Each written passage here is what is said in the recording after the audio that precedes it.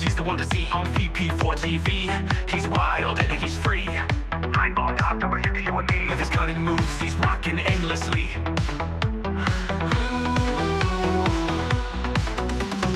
Tables and cues, they bend to his will. Every shot he takes gives everyone a thrill. With a glance and aim, he works to the skill.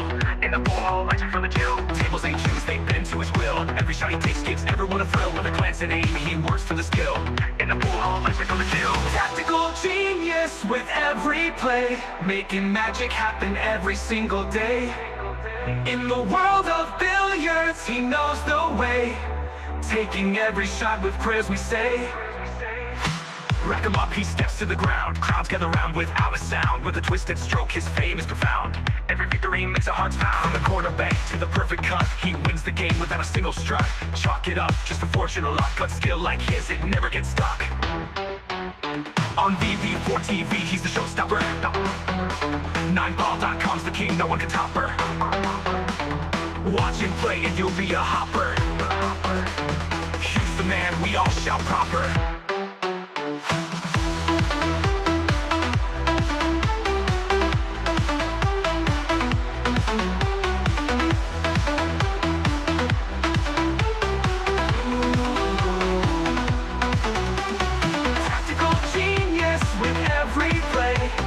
Magic happen every single day. In the world of billiards, he knows the way, taking every shot with prayers we say. Rack him up, he steps to the ground. Crowds gather round without a sound. With a twisted stroke, his fame is profound. Every victory makes our hearts pound. Rack him up, he steps to the ground. Crowds gather round without a sound. With a twisted stroke, his fame is profound. Every victory makes our hearts pound. Rack him up, he steps to the ground. Crowds gather round without a sound. With a twisted stroke, his fame is profound.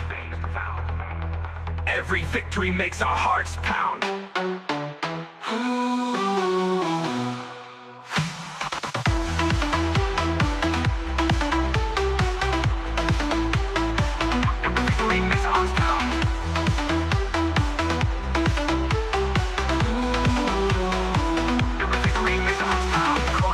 To the perfect cup, he wins the game without a single strut. Chalk it up, just a fortune or luck. But skill like his, it never gets stuck. On VP4TV, he's the showstopper. 9ball.com's the king, no one can top her. Watch him play and you'll be a hopper. He's the man, we all shout proper.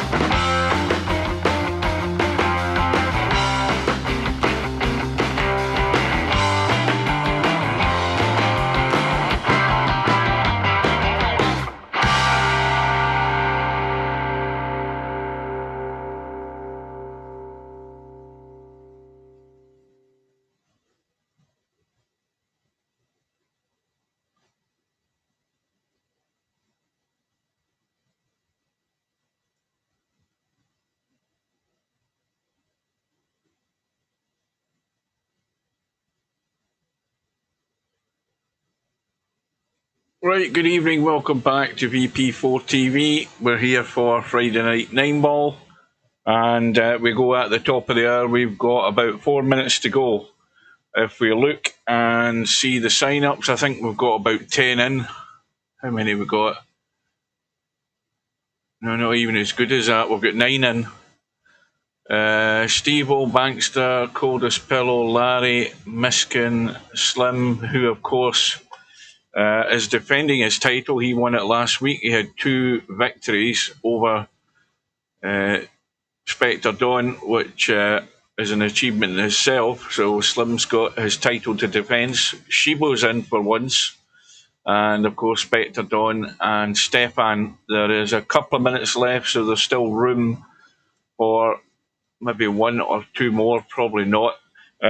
Let's just double check the other big thing going on at the moment. We've got the 10-ball Virtual World Championship. There's a big tie has been arranged, a big match. This should be a good match. Interchange X against Damon. Is that going to be a round 3 match, I think, which has been arranged for tomorrow afternoon at 3 p.m. my time. And I will be home for that. So hope you can join us for it. I think it's 3 p.m. I'm trying to read it. We've got Wink at Me and Spectre Dawn, which has been arranged for the Monday. Brain Fallout against Power Slam. That's been arranged for the Monday as well at 8 p.m. And then finally we have, I sent a message to Matt on Facebook last night asking if he was ever going to hit a ball in this tournament, and it's not for the want of trying, and which is why he's been advanced through his matches, because he's the one that's been sending the proposals. So Matt has been advanced through to now play Albinario, and that goes ahead on Tuesday evening at 7:30, and I will be there for that as well, because that's when I start my days off. I finish on the Tuesday morning. I don't need to go to bed early on Tuesday night, so I should be here for that match, and that should be a cracking tie between those two. So that's what we've got to look forward to in the 10-ball Virtual World Championships on the 10-footer. Friday night 9-ball, well, it's still the same. I think we've had our fill in terms of players. I think that's less than last week, to be honest with you again. Anyway, we'll just make do with what we have. So, let's check if this XSplit's working. Hang on a second. Yeah, that's the wrong thing. Wait till it comes back up. There we go. Tactical Genius is here. Now, something's missing. And I've just realised what it is. I must have deleted the chat, have I? Right. What the hell have I done there? I'm looking at the list of things on there, and I bloody accidentally deleted the chat. Give me, not that anybody's chatting, mind you, hang on a minute.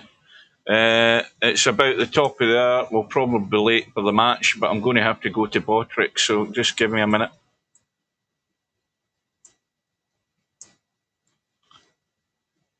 Hopefully I can log in.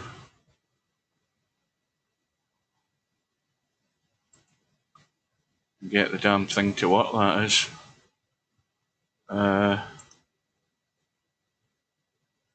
Log in with YouTube, which I have done. And I need to go to, that's not what I want.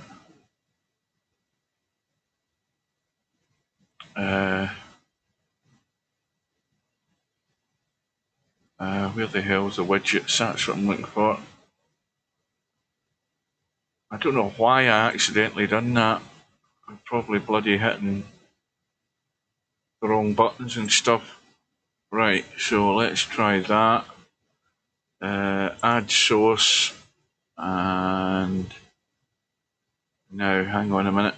It's web page that you add, and you put in the URL, and then you say OK to that. And then, right, so that's working as far as that goes. Now I need to come out of that. Just bear with us, folks. Just bear with us, I'll get this organised. Because I want to fix the shape of the chat. Hang on. Now we don't want to keep the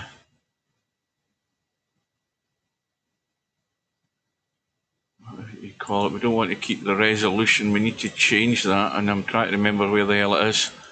This is why you do all this testing and then you forget you don't notice you've accidentally deleted something. Right, preserve aspect ratio, so that gets rid of that. And oh, that's the chat there. What the hell's going on?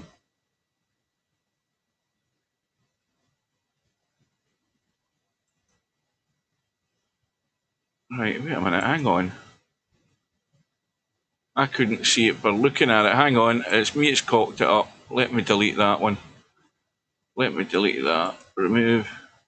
Right, the chat is working, it's just me being an umpty. Right, so right, now hang on, let me get this, see if we can get that damn thing working. There we go, there's the ugly bastard there. I think it is anyway. Right.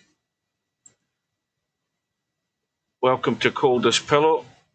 Are you watching Stub lose it? I don't know what you're talking about. Are we talking about what he's going in the chat? Oh, that's just Stub in a normal day. Anyway, let's forget that. Let's look at what we have as a first round match to go into. Well, we've got Stefan and Spectre Dawn. Steve was playing slim, but I think Stefan, remember what I keep saying about Stefan? He either blows hot or cold, or he can give people problems, and he's up against Spectre Dawn. So that's the match we're going to go in and catch up on. Oh, we've got a blue cloth as well. And Stefan getting a 7 ball.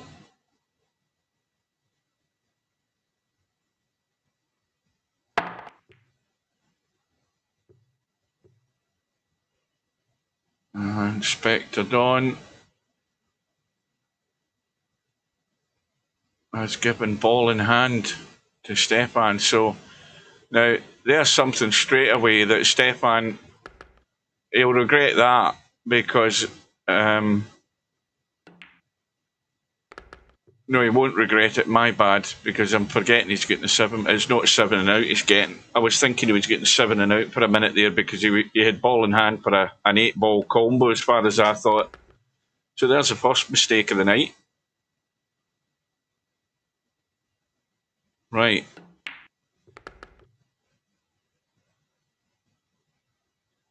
Well, he's reasonably good so far.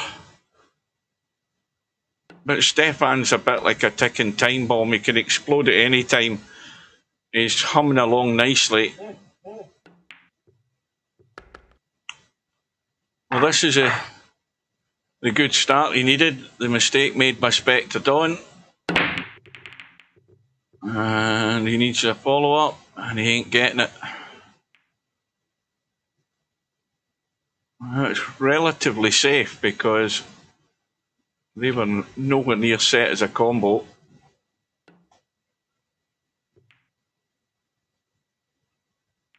Well, I think that could be part of the reason that, well, there's only 8 people here. But then again, people might look and see that there's only a half a turnout for the tourney. That could be that as well. Well, Stefan got the combo. I don't think he's been lucky, though. Oh, no, he hasn't. Now, he's got to miss the double kiss here if he can. And he's got to, I think that 1 ball could bump the 4. Yeah, he's got the double kiss. And he's going to be in trouble in a minute.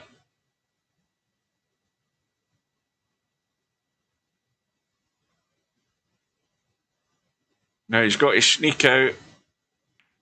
Well, I'm surprised he didn't go for length there against Spectre Dawn. See, to me, that's a poor shot, because he's, again, I keep saying it. You know, he's left it safe there, but he's left Stefan with an easy safety. And Stefan's gone completely nuts because that was never the shot to play. That was never the shot to play. He should have played that a feather edge and ducked for cover down into the long grass. And, well, again, keep saying it. Sometimes players just don't see the obvious shot. But it was a poor safety from Spectre Don. It gave the opportunity for Stefan to have him in trouble, and Stefan wasn't interested.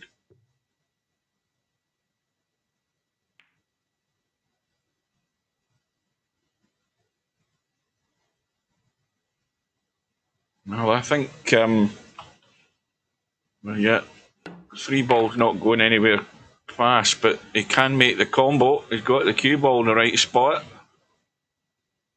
And I'll get an itchy nose again.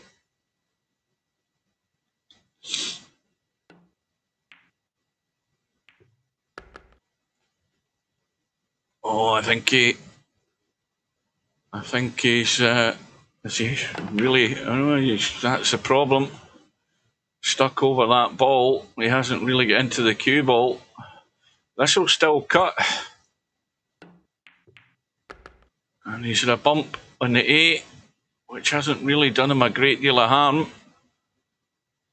So he's okay, he's the wrong side of the 6, but just managed to dink it in. This would be an even better start if he can put this away, but he's let the cue ball drift away. He hasn't got a hold of it there. I'll tell a lie, forgot again he's getting a 7 ball, so I forgot to beat his money ball. So there's a second mistake of the night. Oh dear.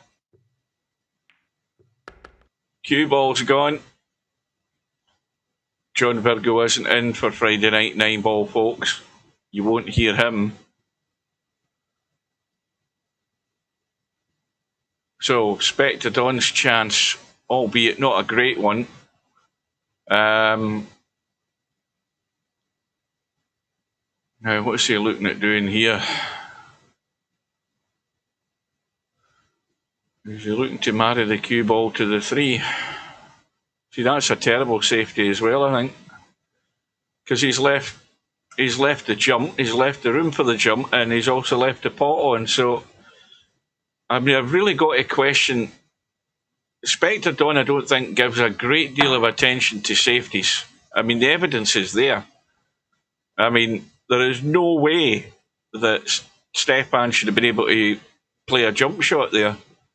He's just a bit lackadaisical in his efforts at playing safe.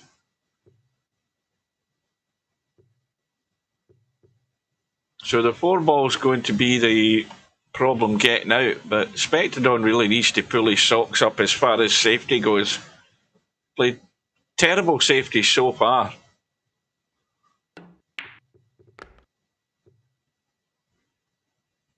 Well, this is going to be the big test here. Now, you can get a cut in that 4, and he will be able to. He just needs to roll through. Well, he's trying to run it. He's trying to run it. Now, did he need to run it? I don't think he did. I think all he needed to do was run through and play the cut. The 5-9 isn't a combo, that's partly the problem. I think he might have left a pot on again here. He's left a pot on, believe it or not. Oh dear, Stefan. Well, he'll be jumping over that. Well, why didn't Stefan go 100% for the pot there? Well, he should be jumping it, I would have thought. I can't see any problem why he wouldn't play the jump. The only concern would be keeping the cue ball on the table. Well, look at this. Here's the camera going weird again. I've never done anything there, and it's went weird.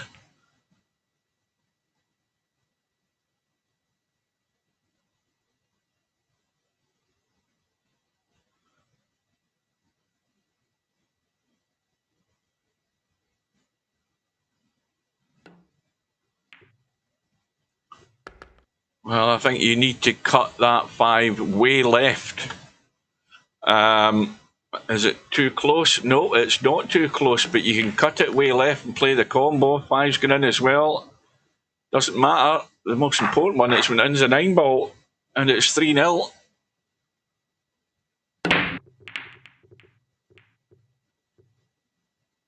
3-0, and no follow up this time, but he's left it safe. So this would be the ideal start for Stefan.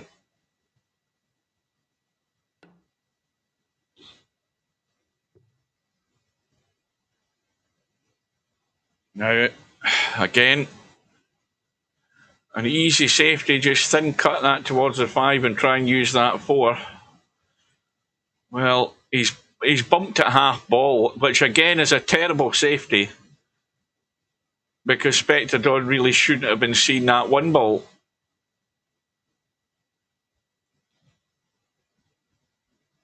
Well, let's just be diplomatic and say both of them should have. I mean, he actually potted the one. He could pot it. He should, being diplomatic, there is room for improvement on the choice of safety shots. Let's just put it that way.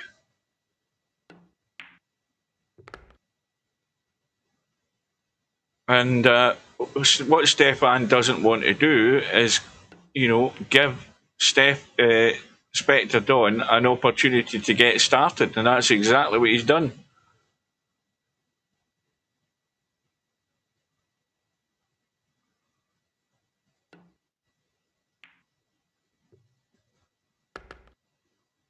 Well, it's just a wee bit fiddly. You can get that, especially at this angle, you can get this too flush to the rail too soon and catch that jaw. He's got it nice.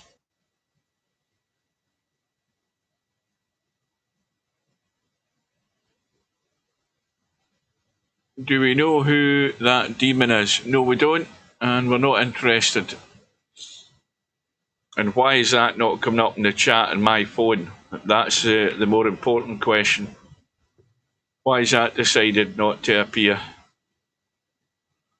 It's coming up on the screen, but it's not coming up on my phone.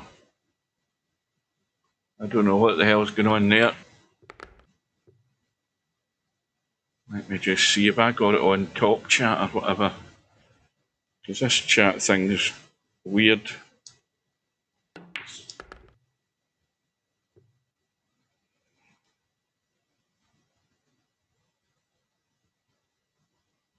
It's appeared there. Right, let's see if that'll work. God almighty, what is it that makes my nose itchy? Is it... Maybe it's because it's warm in this room. Maybe that's what it is, but I've got a terrible urge to tear into my nose. Anyway, let's see how big a mistake and how much that's going to cost Stefan. It's already cost him 1 rack. Spectre Dawn's break. The 1 ball went, the 9 ball went as well. The 9 ball comes back up. No shot in the 2. So again, he's looking for a push out. But you see, the biggest mistake here is he should. If Stefan leaves Spectre Dawn seeing this 2 ball, then again it's a big, huge mistake. Look at the 3 balls that he's got to hide behind. In fact, again, he's made the mistake going all out for the pot. No idea that the cue ball was going to be anywhere near good in the 3, which it wasn't. And he could have buried Spectre Dawn again. Yeah, that's a weird one, isn't it? That's definitely weird.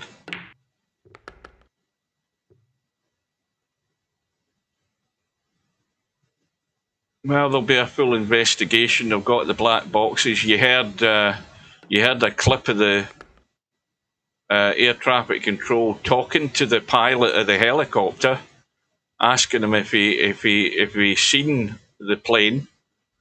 So there's something went badly wrong, either in communication or in understanding or whatever. And somebody will be to blame. Meanwhile, Stefan having a good start, but not really helping his cause, it has to be said. The one thing you cannot do is just do loose stuff that allows Spectre Dawn to not only get off the mat, but to settle in. And then the next thing that can go wrong is, especially if you're Stefan, is Spectre Dawn's break starts working very good. And you might not get many other opportunities in the match. Well, he's worried how he's coming off this 8-ball. And that was the problem. He was not sure how the cue ball was going. Maybe tried to pinch a bit.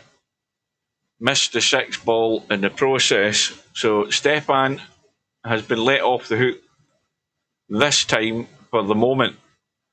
Now, if he plays this jump and he gets enough pace off the rail, he can come across and be on the 7. It's not 100% guaranteed. Well, he's actually probably not lined up the tip of the cue again and did not get that jump shot lined up properly. So Spectre Dawn can consider himself off the hook there.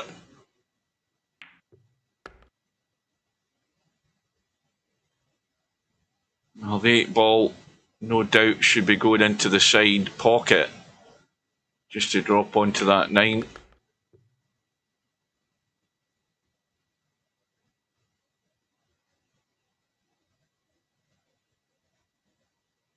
I never noticed. Had Larry signed up? I didn't look at a complete list of the players. I presume Larry's in.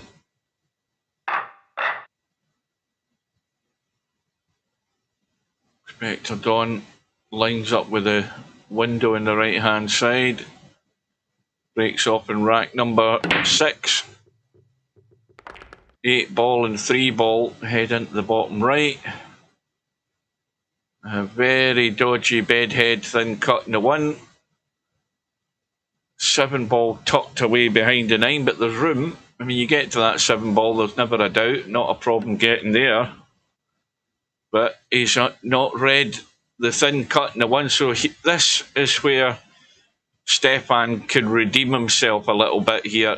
Again, the unforced error from Spectre Dawn, and a good table to get out on here.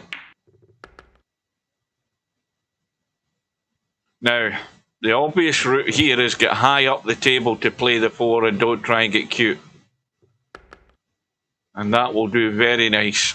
Just high up the table. Nice angle on the 4 to do what he wants to do with the cue ball. I mean, you could even drag the pace off this, I think, and still hold for the 5, possibly into the side. Well, he's done nothing other than plain ball. Now, that is just too straight.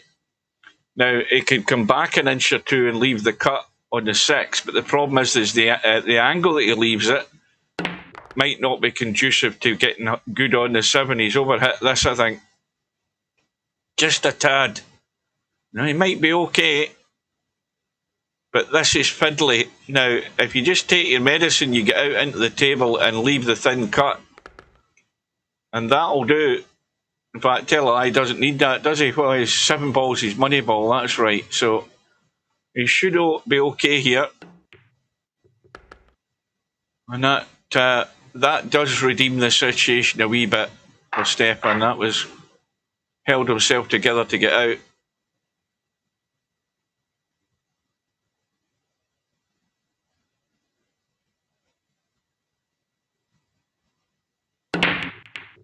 Welcome to Stefan. Well, the commentator's eye's very rarely wrong, Stefan.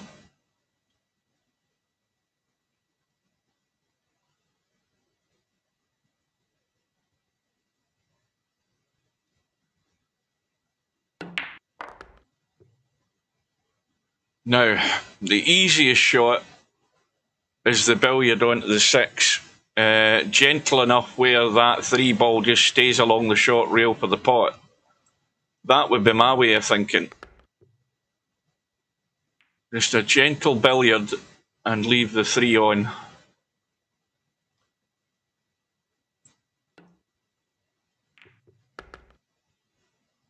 And that's pretty nice, as the commentator described it. Now, don't hook yourself behind the 5. You'll be a proper numpty if you do that. I don't know what made me think that I'd lost the chat. I couldn't see it in the list, and then suddenly it's there. After I added it the second time. There's weird things happening to me today. I don't know what the hell it is. I think it's lack of sleep, mainly, that's doing it. Well, there's a mistake.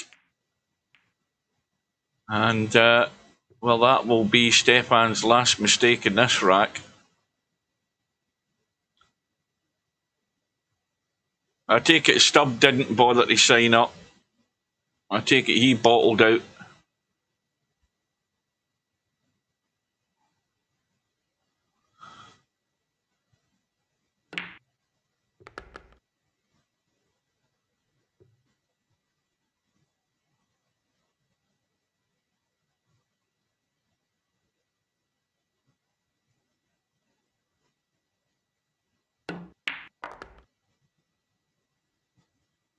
Well, Spectre Dawn looking to turn the tide here. Getting back to within 1, and then if he can get that break working, control the rest of this match. That would be his plan.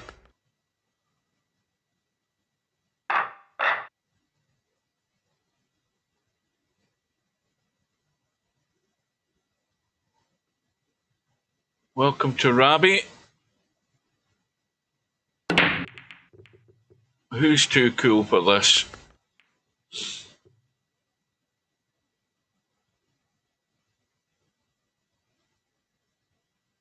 Right, so 5 ball has gone.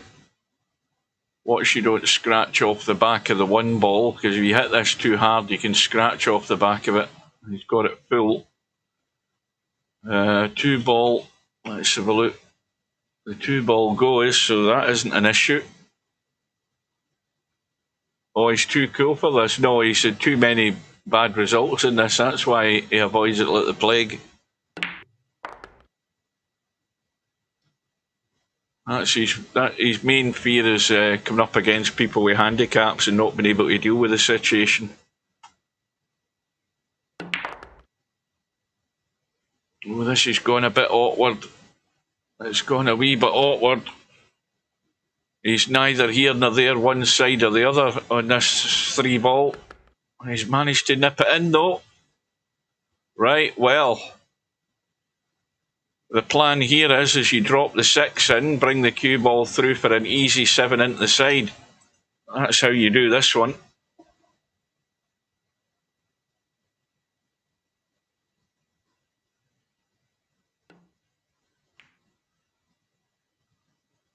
I think he's underhit that slightly. Could have done with rolling through to have it nice and straight. But this for a 5-3 lead.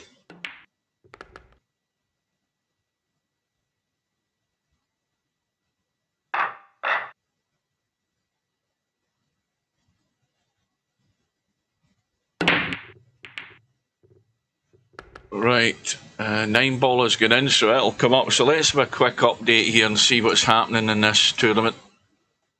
Let's have a quick look. What have we got? We've got Shibo, who's what, 5-2 down against Miskin. Am I reading that right? Yes, I am. Larry had a bye. Mark and Slim are at 5 apiece. Slim's in a wee bit of trouble there. Mark getting a 5 ball, and Mark's always good enough to get a 5 ball as a handicap. He's good enough to get to it. And then, of course, we've got the match we're in. We've got Coldest Pillow with Bankster. I think they are neck and neck at the moment, 3 apiece.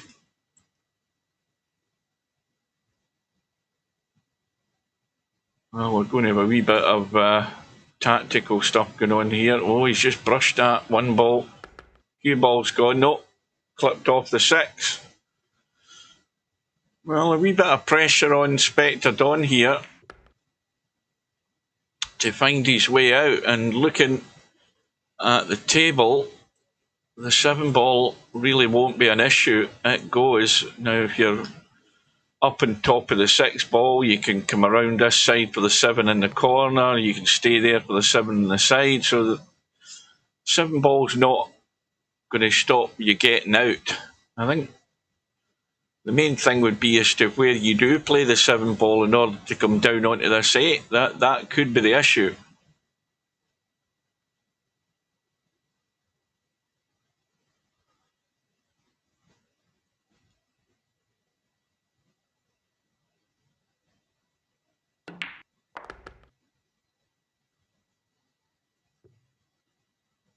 This looks pretty good. Good angle in a 5.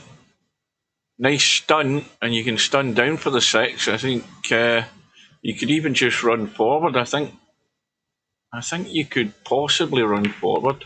No, he has played the stun.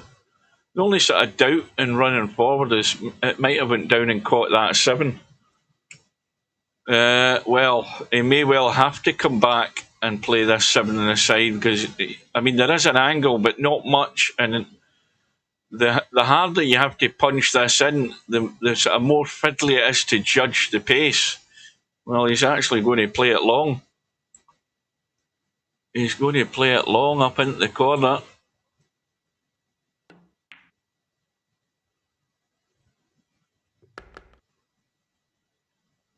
Well, he can pinch an angle just to stun left as we look, I think. No, he's running. He's running. See, the danger with running is heading to that corner middle pocket, but he's got away with it. Back to within 1 then.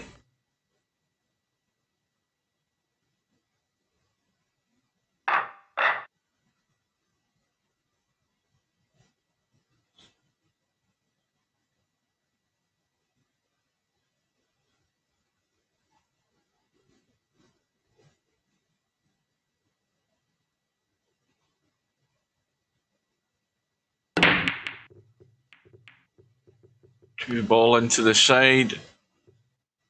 Oh, 7 ball might have come to the rescue.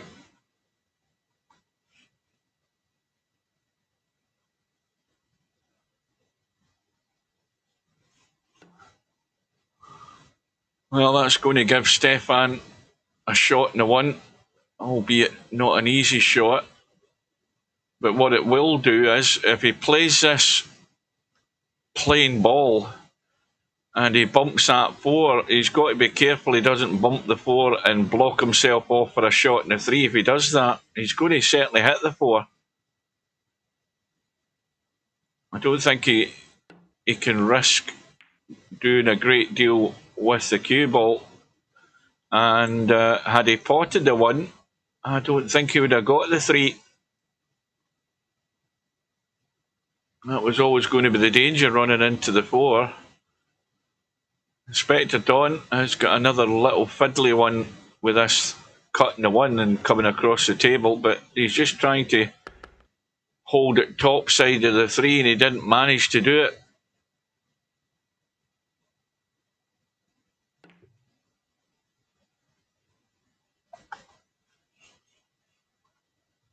Well, I'd be going up and down every day of the week here because there's a fair chance you'll kick that 3 in. That's what I'd be doing. Or you could do that. What a shot that was. Now, is my replay working? It certainly is working. Look at this for a cut. Best shot of the night. Especially at that distance. That's a crazy stroke there. Right, well, you take risks like that and you go for it, then you've got to get yourself out. And there's the first result of the night. So, a win there for Steve-O by 7 racks to 6. Went hill, and he's already sent one pocket Slim to the 1 lost side. So Slim's chance to regain his title, his odds have been cut slightly, heading over to that 1 lost side. So that's like a minefield. And it could very well be the same. Well, commentator's curse, just about to open my mouth. And Stefan's hung the 6. And that's what you can't do.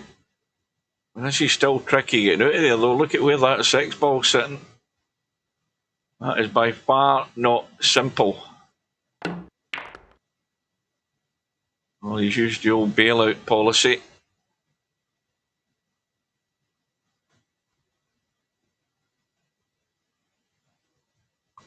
Oh, planned was it? All right.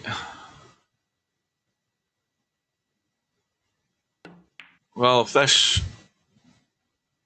if Stefan could somehow get back on track here, he could send a good friend over to join you, Slim. But that's sort of very much in the balance now.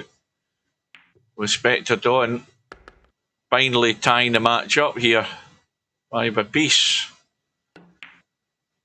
And Stefan could possibly have played his last shot if this break of Spectre Dawn starts kicking in.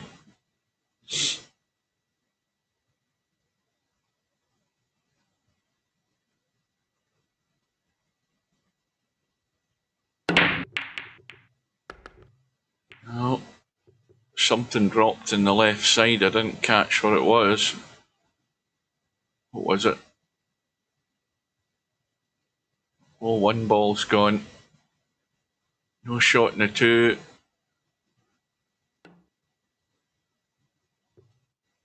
I think he's missed that completely. That's a big fail.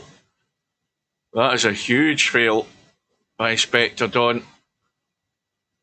Well, Stefan should be all over this like a rash because that's a big, big mistake.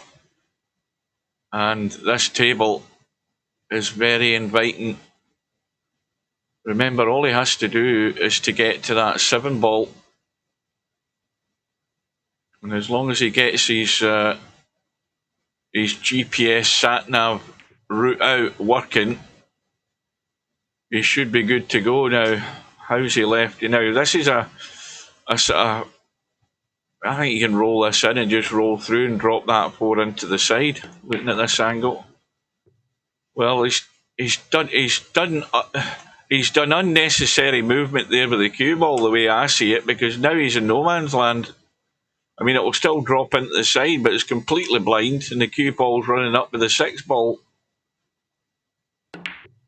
Yeah, that's just asking yourself too much to do, and there he's blown his chance again.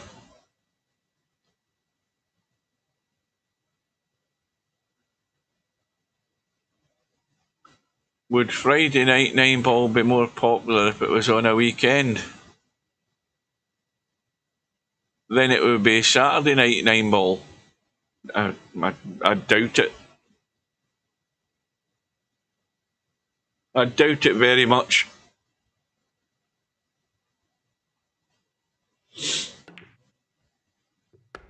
Then, of course, it wouldn't be Friday night 9 ball anymore. Or we could call it Friday night 9 ball on a Saturday night. We could call it that.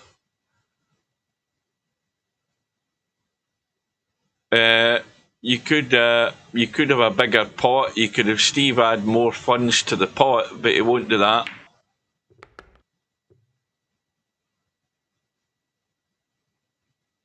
And so Spectre Dawn is 3 shots away from getting to the hill. Stefan having blown his chance there. But again, just not quite playing the right shot to drop onto whatever ball it was at the 6 ball. Left himself really tough on it. If he'd played it a little bit softer, he would have been perfect on it into the side.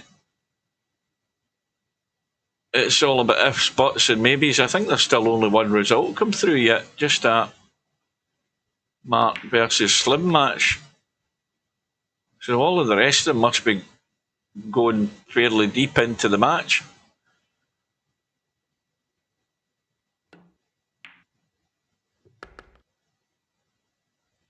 Well, if Spectre Dawn comes through this, he'll be... Well, no sooner have I said that, there's the next result come through. Cold as pillow.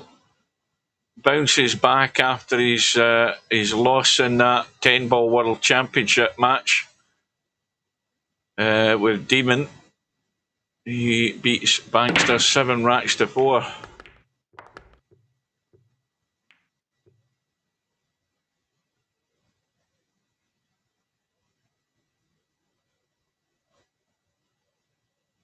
Spectre Dawn, couple of balls in the break.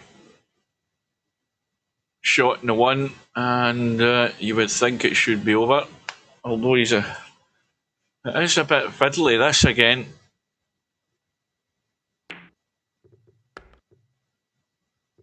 Cue balls coming out. Very nice onto that 4. Well, this is all over. Stefan had his chances, but he has blown them.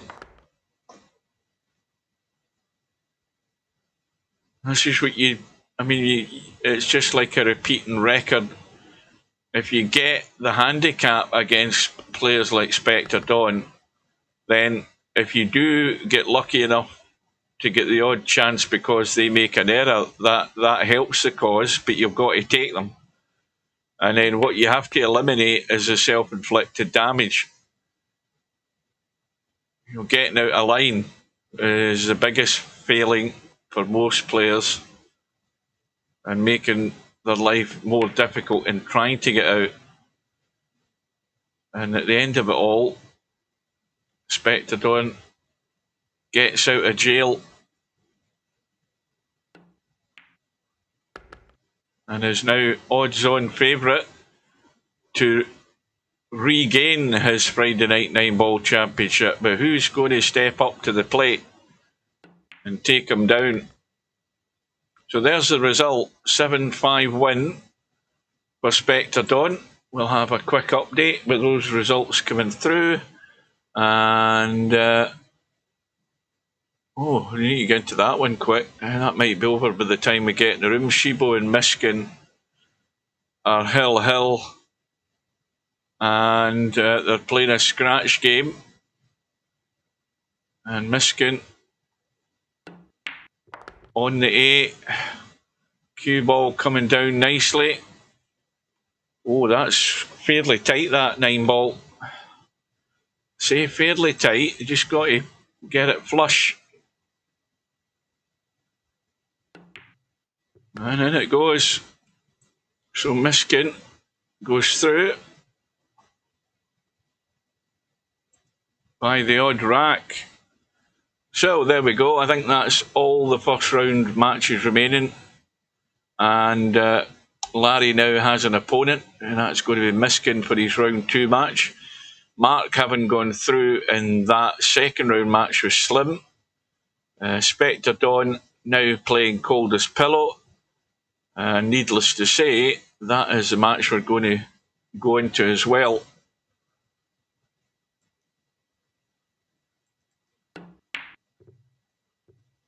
And we go into the room and the camera's already weird. Right, I'm for a quick drink. If I can find my bottle, that is.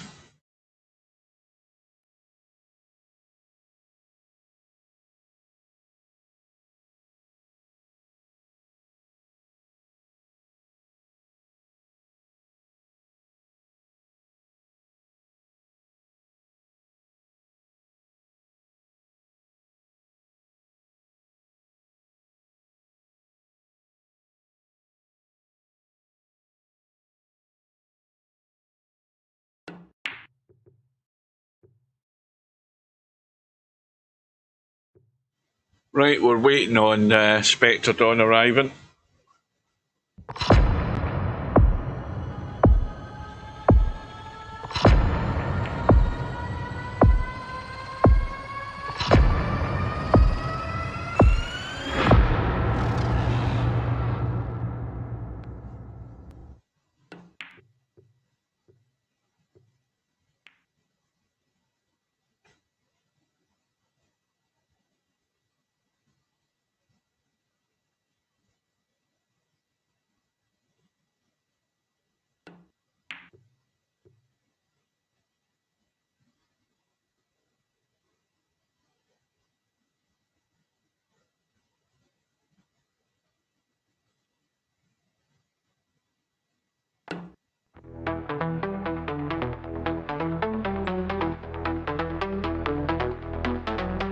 He's a tactical genius, he's the one to see on VP4TV. He's wild and he's free. I'm on top, number you and me. With his cunning moves, he's rocking endlessly.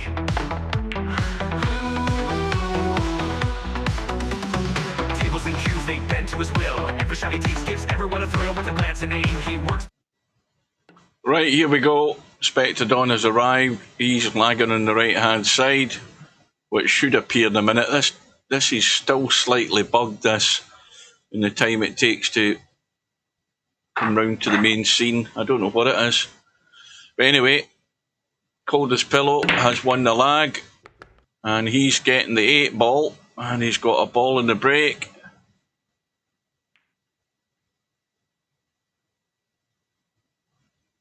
And it was his money ball that went in. It comes back up, it gets spotted. And you can see there was the problem with the 5 ball, but he's played a nice little nudge to free it up. Stayed on the 2, and he's looking to come down and miss the bump. Well, that was the problem we have in that traffic there, but this 3 ball should be reasonably comfortable. It's well off the rail. He's overdone it, I think. Oh, nearly. Where's the cue ball going? He's back out into the table. Okay so far.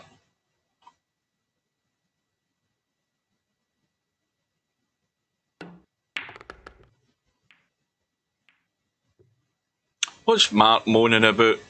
Spam, spam, I don't like spam.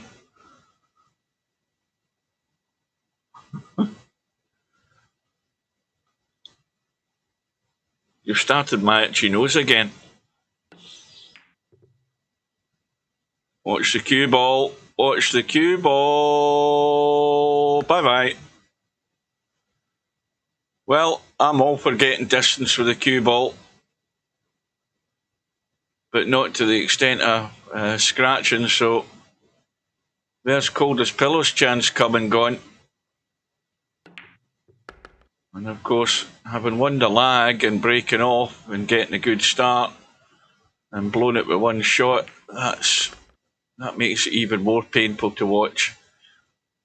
Spectre Dawn's slightly he's slightly straight in the 70, so he can put it into the far side of the pocket, and he's just spinning it a wee bit, taking his medicine and leaving it with a reasonable shot in the 8. That's the right thing to do.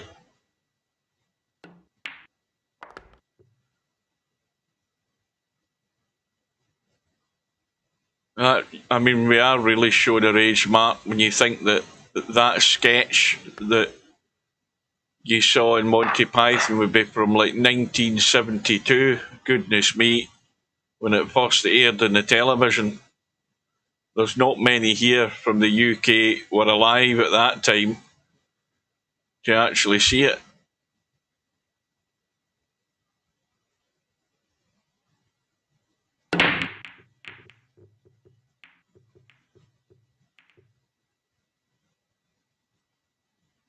Guess what I was watching this morning before I went to work? I was watching Nearest and Dearest with Hilda Baker and Jimmy Jewell. That's what I was watching this morning. And in the episode, it was the fact that they were losing money and they were trying to improve the workforce and get them to improve their standards. But to cut a long story short, they had a meeting in the pub, and Kathy Staff, I noticed her in it, but she never had a line. She never said a word. The camera cut to her when whatever dialogue was going on, but she never had a line. But I did notice it long enough that it was Kathy Staff, and she was in it. And remember, Joe Gladwin was in it in Nearest and Dearest. And then, of course, the two of them played husband and wife in Last of the Summer Wine for a number of years before he passed away. That's the kind of boring information I can give you.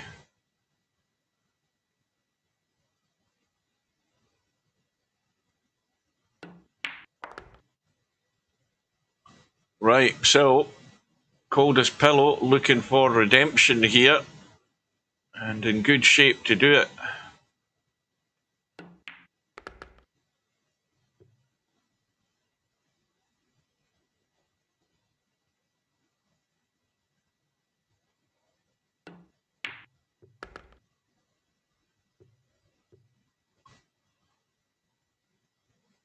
Well, this is already more familiar territory for Coldest Pillow. He's got himself a bit too straight in this 7-ball though. Bit too straight. Too straight's never good. Slight angle either way is usually workable. This is just about getting the touch, and he's still left it a wee bit short. Now it's a wee bit fiddly. Don't run into it because you never know what's going to happen.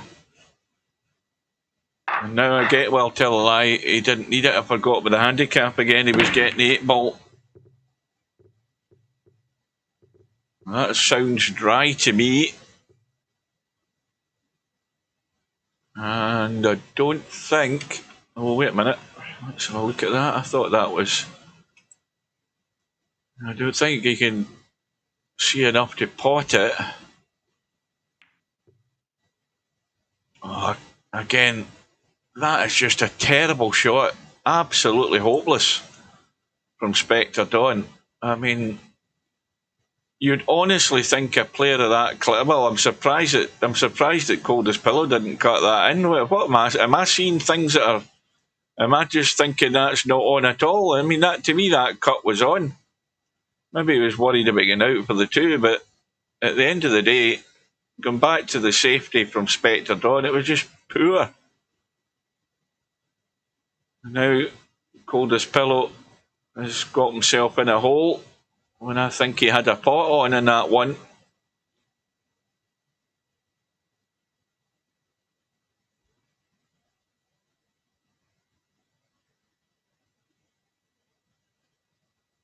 Well, you'll do well to hit this. You'll do very well to hit this. Extremely well. In fact, you might be able to go 2 rails in the back of the 2.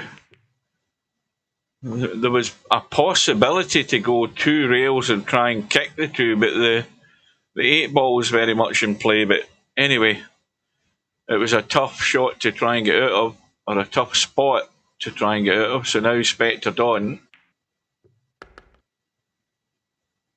has a table where, well, I think he's got to make sure he gets himself good on this 3-ball top side so that he can drop down and bump into the 7 maybe.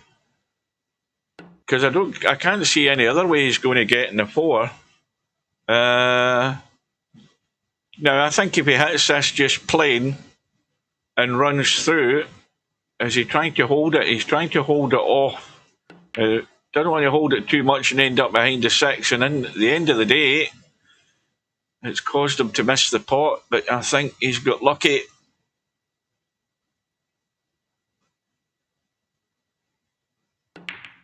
YouTube has adverts now as well. My ad blocker still works well.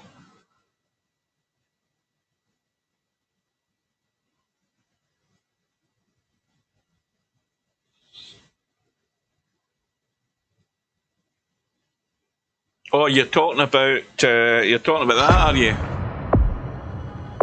I'll just do it again to annoy you.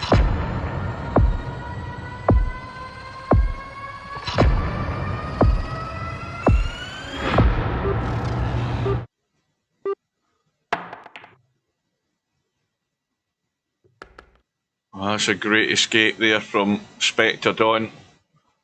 Yeah, I'm gonna maybe contact them and tell them that I don't know whether they're aware that this sort of delay bug thing is going on coming back to scene number 1. It's just a bit annoying. But Spectre Dawn, I think, had to play a little jump bank shot there. Bank to 3 into the left side pocket. Finished good on the 4-ball. And he's going to be good enough in the 5. Spectre Dawn odds-on favourite to take the lead here. That's cutting away. Well, that's the sort of 10-foot table flaw that players have been showing. And Spectre Dawn is at it.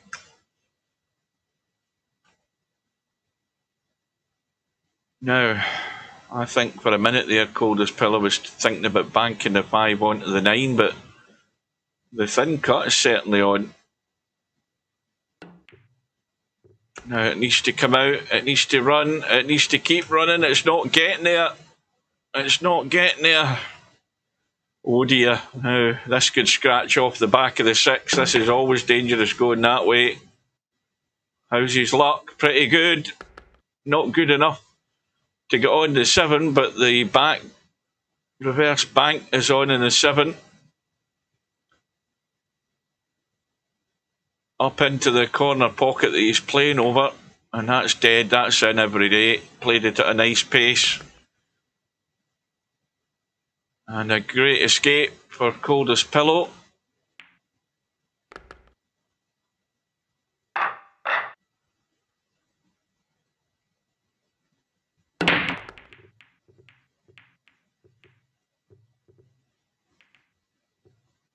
Now something definitely went in.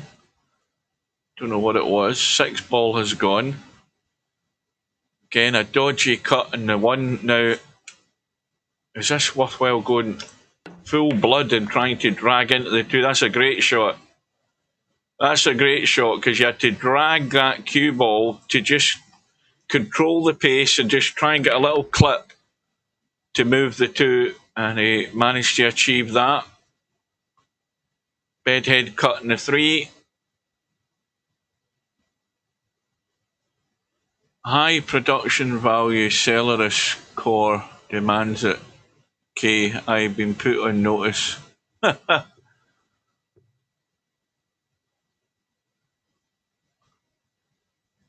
Right, well, the chance is gone. There's a result come through on the 1 loss side, Bankster.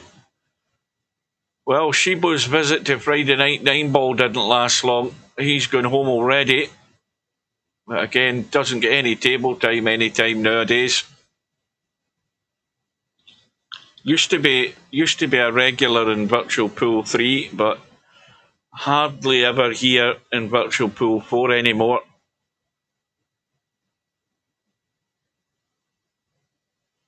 More important things on the go for a lot of people, that's what it is.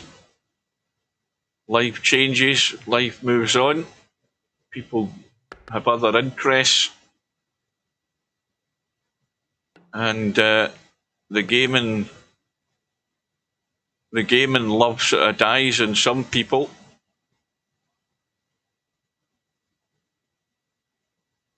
Meanwhile, Spectre Dawn trying to rescue the situation here to square the match.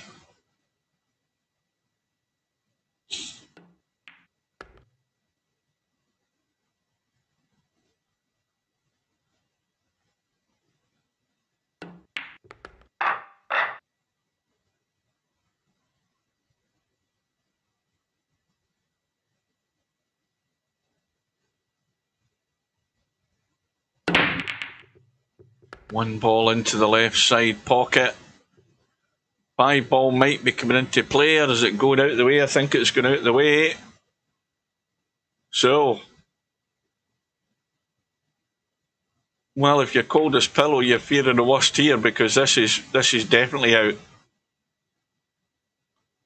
Now, where's this going to go wrong?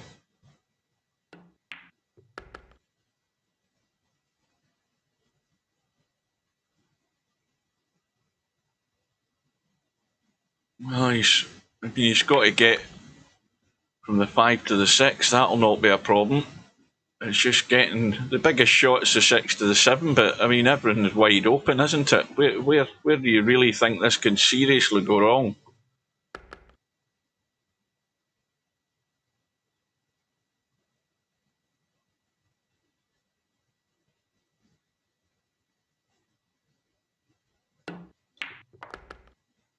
Oh, that's where it can go wrong. That's where it could go wrong, but he's okay. Very risky stroke playing that way.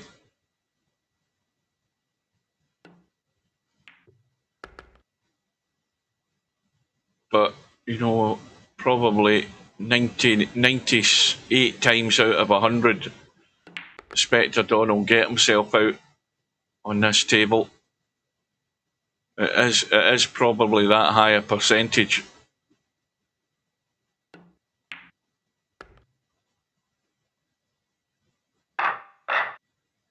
Well, he's got to where he wants to be. He's got himself in the lead, looking to get that position on the window, on that bar that runs down.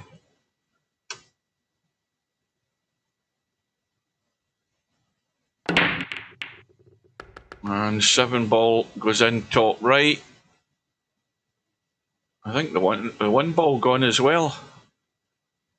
1 ball's gone, 7 ball's gone, and 2 ball cuts. Now this 3 ball might go into the same pocket. Yeah. So all he has to do on this is just drop the 3 in, and he'll have a cut in the 4 to bring the cue ball across for that 5. Or if I can't believe he's going to end up dead straight in this 4 because he got too much angle in the 3. Well, yeah, I think that might just work. He's just going to drop this in and come out a wee bit and be on the 5. Yeah. All looks dead easy, doesn't it?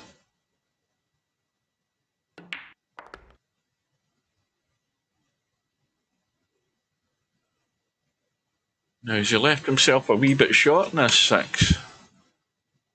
Just a wee bit. He's just got to give it due care and attention.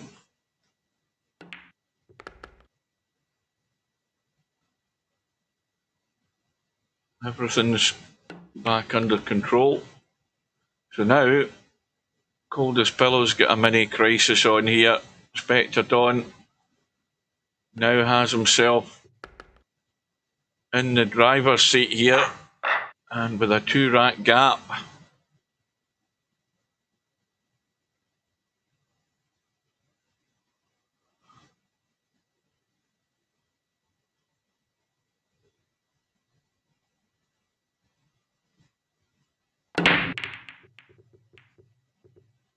My ball's going to go.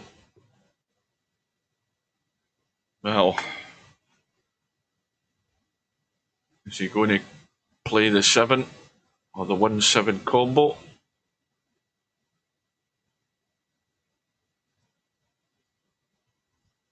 I think that's what he's lining up for. I think that's the most obvious thing. I mean, they're lined up pretty well. You just got to get that 1 in line, and hopefully you still have a shot in the 1. Well, this is going to have to keep running to, I think, have any chance. It's tight. It's tight, but I think he can get there.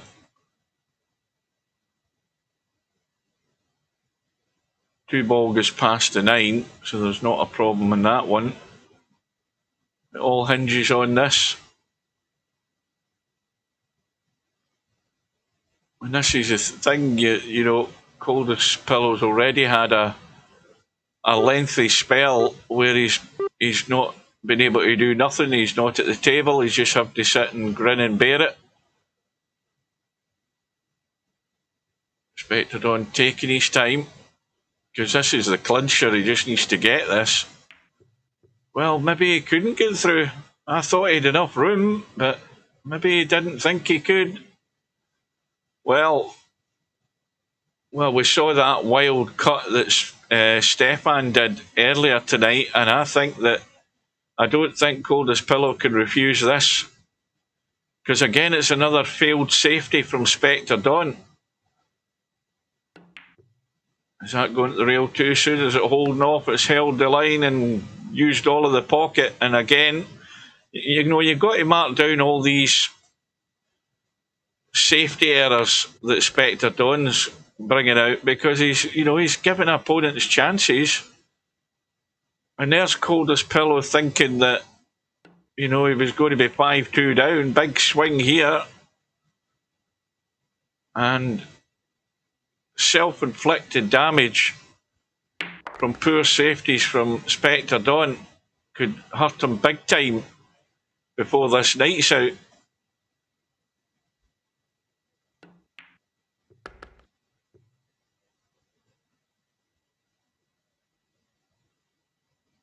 Well, likewise for Coldest Pillow, can he get the break working and really ram home the punishment on Spectre Dawn?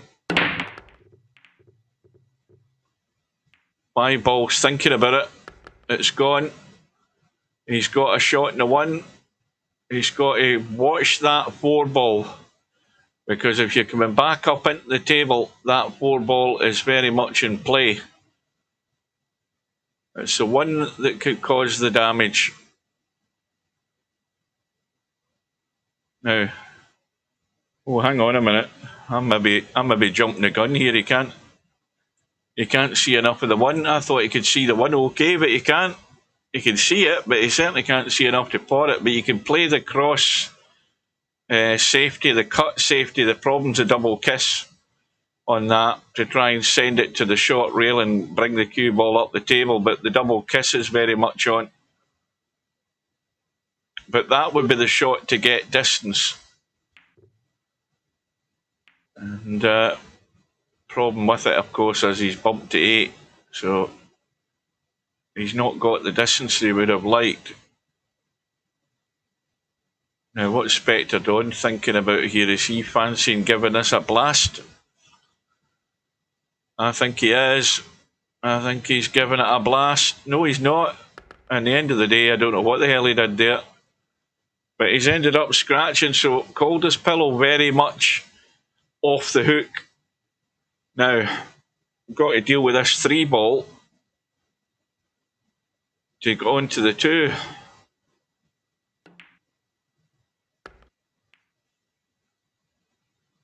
Again, just a little fiddly one. Now, you've got to go forward with this and not too far, because again, you could end up interfering with the 4-ball. He's got to go forward to have an open shot in the 3. Oh, very lucky. Got out of jail there, that one. Again, 6 balls in play this time. Now, you would think the odds are the 4 balls get into the side. So he's avoided the 6 ball. And everything's back on the rails. Well, Coldest Pillow at 4-2 down and almost 5-2 down would have been thinking he was going to be dead and buried. But these errors from Spectre Don, as I said a minute ago, can be very costly at the end of the night. And could be costly to his prospects of surviving in the winner's side. So Coldest Pillow levels it up. That 3 balls, thinking about going in, it could spin in. Oh, it just died on the edge of the pocket. Where's the cue ball going? It's okay. But above all, it is dry. And most important, if you're Coldest Pillow, you've left nothing on. Now watch where this push shot goes. Now again, it's left it fiddly and awkward for Coldest Pillow. He might fancy putting them back in, but you've got to get this right and get up the table. But it is fiddly because he's over the 2. Now it looks as if he's trying to send a 1 up the table. What's he doing? Going for the bank? Yep, he went all out for the bank. How's it going to cost him though? Oh, well. That 9 ball goes. That 9 ball goes. You can play the combo. That's what he's given it great. Well, he was giving it great thought. It wasn't a gimme by far from it, but it certainly did go. And so does this 1 ball as well. He can bank the 1 if he fancies it. He's got room.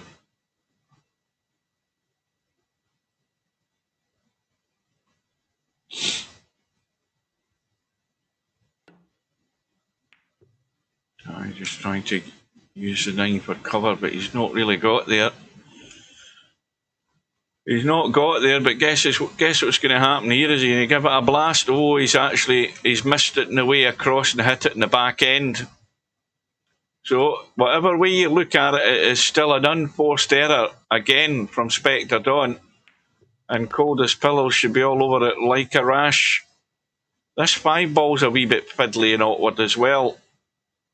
Now, what's that up there? That's the 4 ball. The 4 ball's going to be a problem. Well, this is the big shot. 2 ball deep in the pocket, 4 ball in a dodgy area, and no guarantee you're going to be anywhere near good on this. Trying to judge the pace. The pace looks reasonable. It's a bit short though. Right idea, just trying to drop into the little zone here, but he's left it short. And again, if he thin cuts the 4, well, he's going the other way. I thought he was going that way, but the problem is you'd be hooked by the 7 and 9 on that 5. But again, there's nothing. Let me see, the dodgy bit is playing a cut to miss the 5 and send it to the short rail and run for cover again. No, he's went all out for the pot, and that's worked out very nice. Excellent shot. Bumps the 9. Little jabby stunt for the 6 ball. Now again, what's the simplest route? The simplest route is just to come up and play the 7 on the side.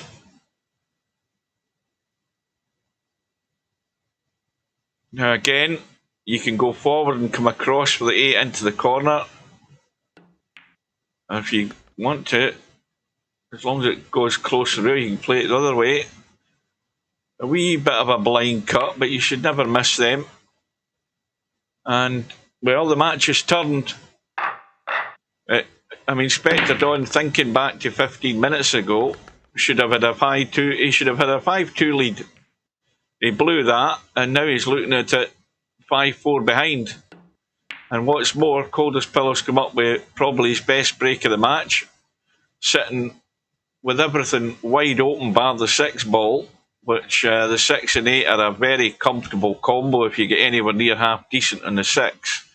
You should never be missing the 8 ball. And that's what he's going to have to play, because look where the 5 is. The 5's on the left rail. That's just asking to come across, as long as you've got the angle, and get anywhere near decent on the 6 to play that combo. Now, is he trying to draw into this 6, is he?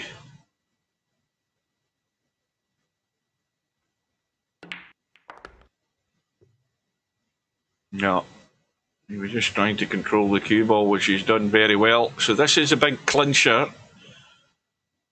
And again, it's all about judging that pace in the cue ball, because you've got to get the 5 ball to the pocket, and you've got to judge whether you're going, 2 or 3 rail. Now, he's judged that very well. That's excellent.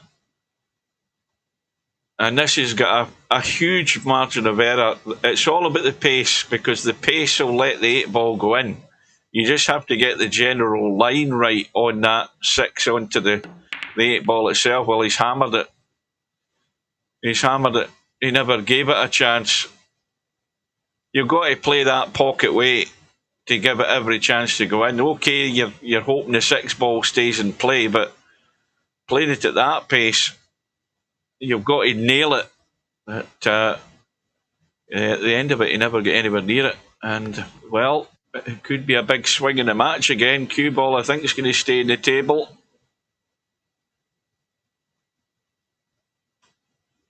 And the yardage started. What time was it? It's only 10 past 8. It feels as if we've been here an hour and a half, but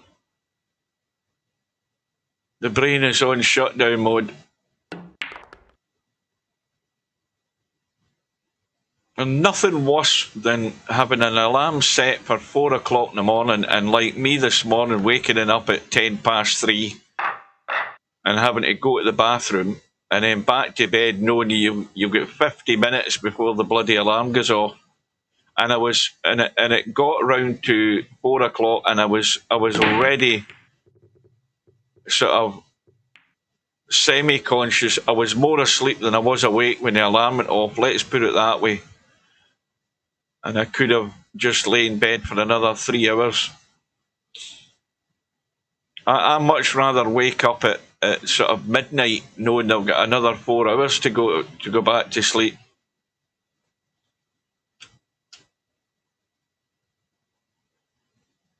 Right, so 5 apiece.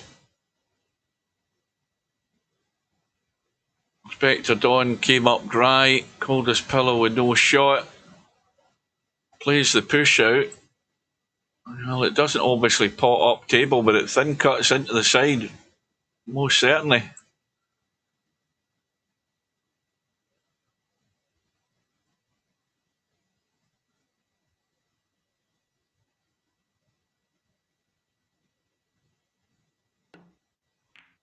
No, it's trying to duck. Well, once again, it's not a very successful safety.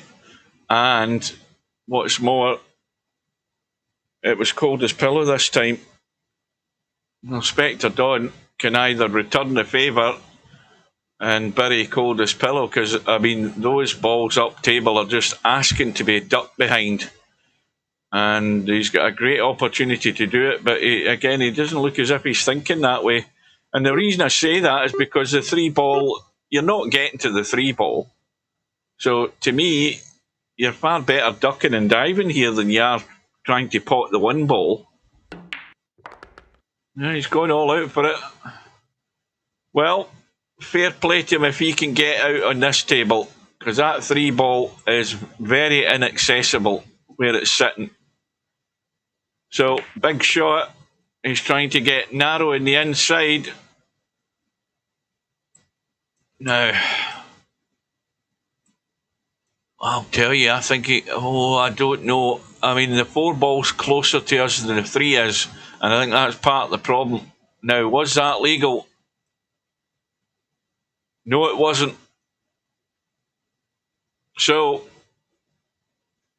well, Coldest Pillow's got trouble ahead. He's going to look at the 6-ball, because that's, well, it's not bad, in all honesty.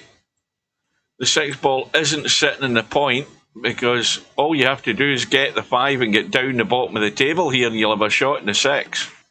So the 6-ball's nowhere near as bad as it looks at first glance. Just got to get down the bottom of the table, right down the table.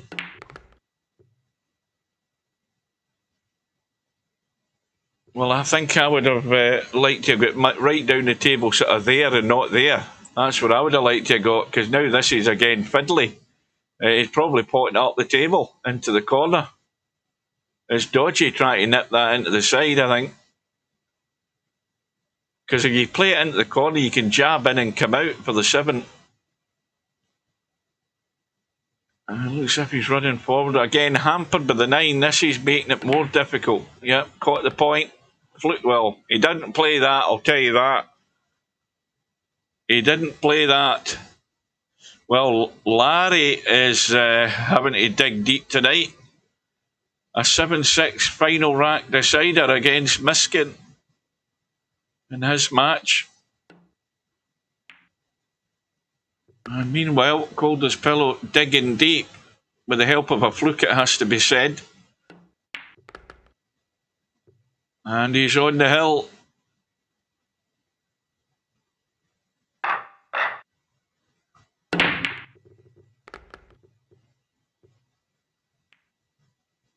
I'm just looking at my my facial hair on the camera, and I'm thinking it's not quite at the Buster Merrifield stage, but Mark knows who I'm talking about. But when it does get to that stage, that's when I get annoyed and I just hack it all off. Because when I start letting it grow, I end up like Buster Merrifield under my neck, and then I just tear it all off.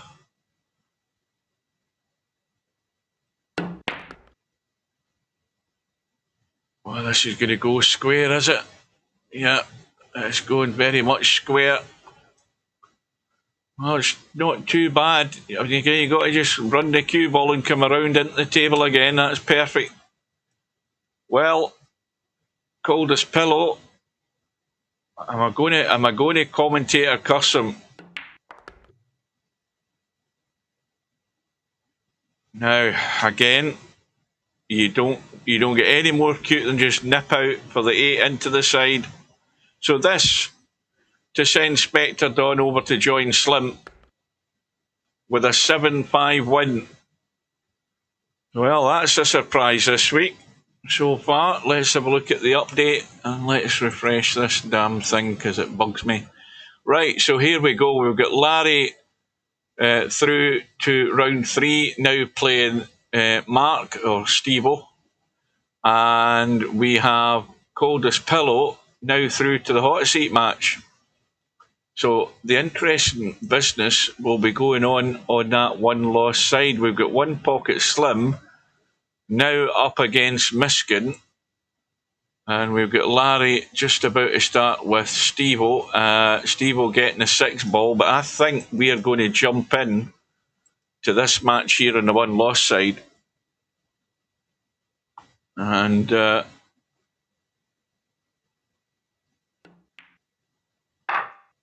I'll have a quick drink.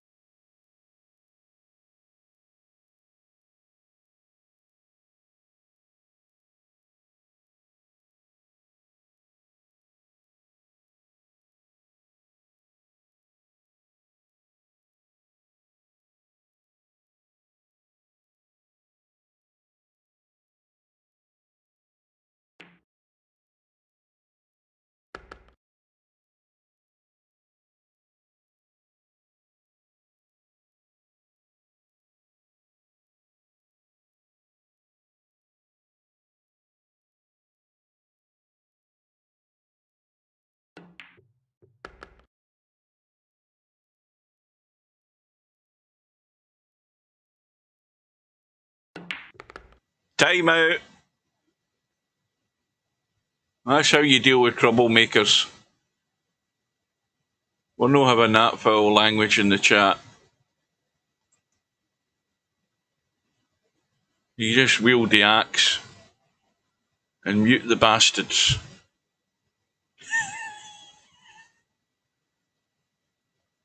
Right, anyway, Miskin. Where the hell's Miskin from? Did I look the other day there? He's from the UK.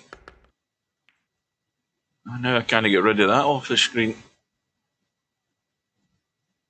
And he's getting an extremely generous 5 ball, which Slim has got to be very careful of.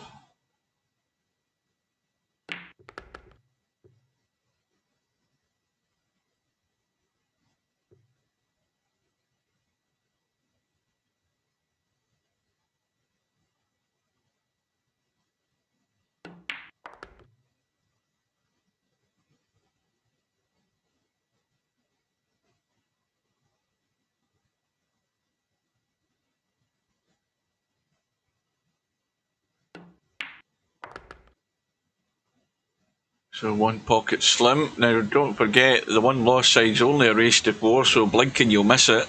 But Slim's tying it up. But that 5 ball is very dangerous.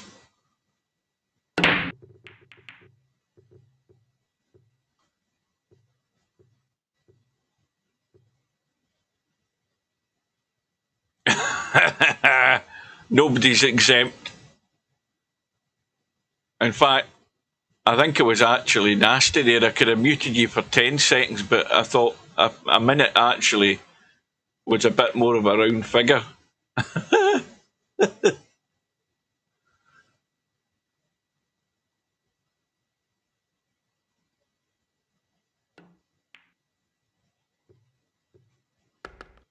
Oh, now he's left that way short.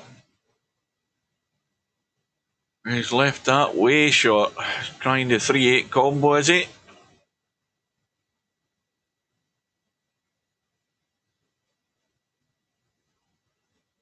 I don't know what he tried. Well, I presume he tried some sort of a bank, but he was nowhere near any sort of line on that. Now, this is a danger here for Slim. Okay, the 5 ball's not exactly sitting in the best of places, but as long as that 5 ball's on the table, it's always very dangerous. So this looks good. It looks good. It just didn't have any little tweak on it to get behind the 4. Now is Miskin going to have a bang at this and try and get the 5 ball running? No, he isn't. He's using common sense. He just got the 3 ball a bit too thick though, and this will encourage Slim to have a go at the cut. Now all that Slim has to worry about is coming up the table and bumping the 9. And he's avoiding that. Now the other problem is avoiding the 9 again. Because, in fact, Slim might just cut his losses here and leave the bank and the 5 ball. Yeah, he was always going to run into the 9. And, well, it's sort of not sitting ideally, this 9 ball. I've got an itchy nose again. Goodness me. But he's nailed it. Now, got to be careful with this 6 ball. It is not quite frozen, but it's very tight. And there you go. And look at the cue ball. But at least he's got rid of the... See, the biggest sigh of relief is the fact to get rid of the 5 ball. That just makes it more difficult for Miskin to win the rack with the 5 ball went out the way.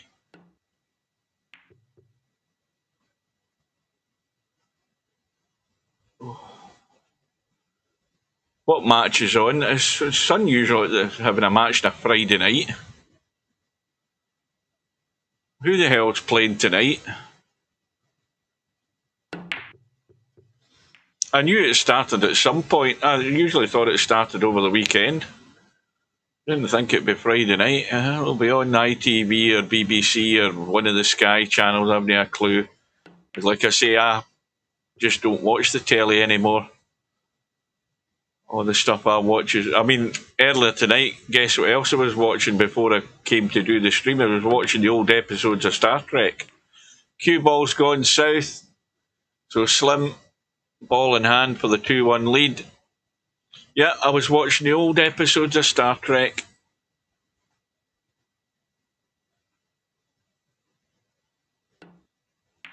I think Ireland will be favourite for this year's Six Nations again. I think they'll be favourites.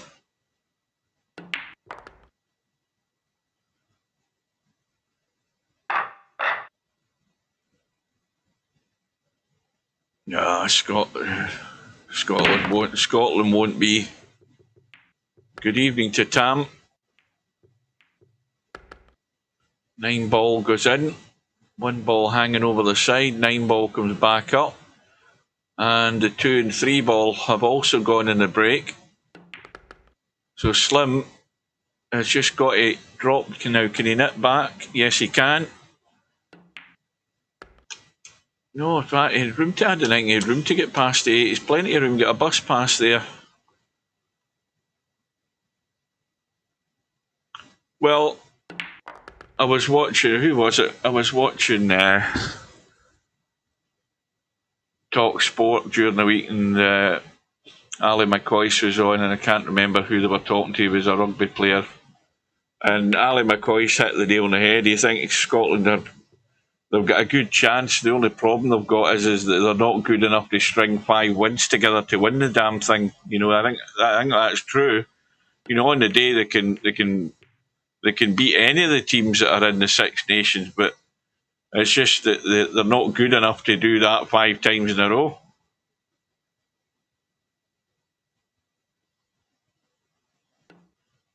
Well, I don't know what happened to Slim there because I was too busy looking at the chat, but Miskin's back at the table. He's still got to find a way to the 9 ball though, and that again is easier said than done.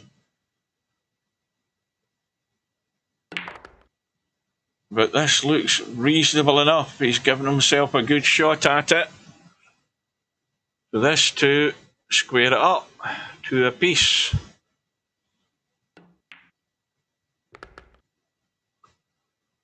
Nails it into the corner. Well, it'll be getting to squeaky bum time for Slim. Trying to defend his title. He is walking a tightrope at the moment.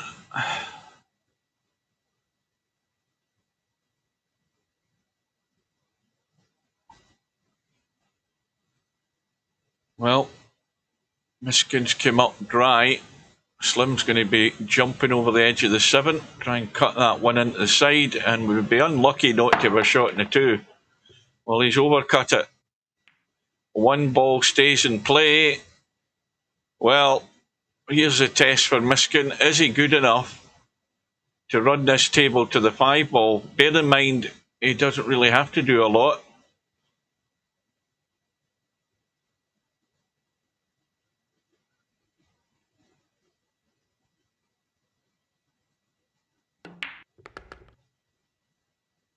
Oh dear, he doesn't want to do that though. He's hooked himself behind the 4. Again, it's all about the tighter control in the cue ball and judging that pace control. Okay, he can still escape this and jump it, but he's not going to be good in the 3, I don't think. Far from it. And that, for most players that play in this tournament, was a gilt-edge opportunity. Oh, now hang on a minute. He tried to bank the 3, missed the bank by a country mile. Billiards onto the 6, pots the 6, and he still got a cut in the 3. And the 3 has gone in. And just a roll in the 4. And drop in the 5, and he'll be on the hill.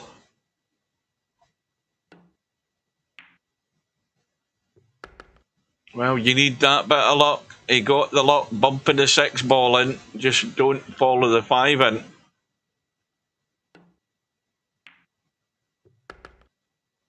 There you go.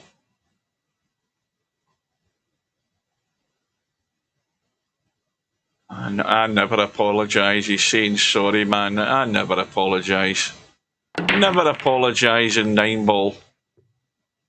As sure as you do it, the next racket all backfires, and your opponent's the guy that gets all the flukes and lucky runs. It evens out at the end of the day. But Miskin gets a ball in the break. 4 and 5 ball are locked away though. Now he can cut this too, and if he misses the, I don't think he'll miss the 9. I think that's the problem. If the 9 wasn't there, he could have a smack to split these. Well, he's tried it. He did miss the 9, as a matter of fact, and he was always going to have some sort of shot in the 3. So now, what he really wants to do is somehow have a shot like that in the 4, where he can punch the 4 around the table, not pot the 4, and stick that cue ball on the 5. That's what I'd be looking to do. Now, if he runs over far enough without bumping the 7, let's have a look. Oh yes, it is very much on. I'm nailing that every day of the week. That is going to be nailed to the 5, just like that. Well, it's not quite nailed. Right, now. And it's quite a big target to hit, this 4 ball. Well, it's a big shot for Slim, because Miskin on the hill, if he doesn't get the hit and get this safe, he's going to be dead and buried on the 1 loss side.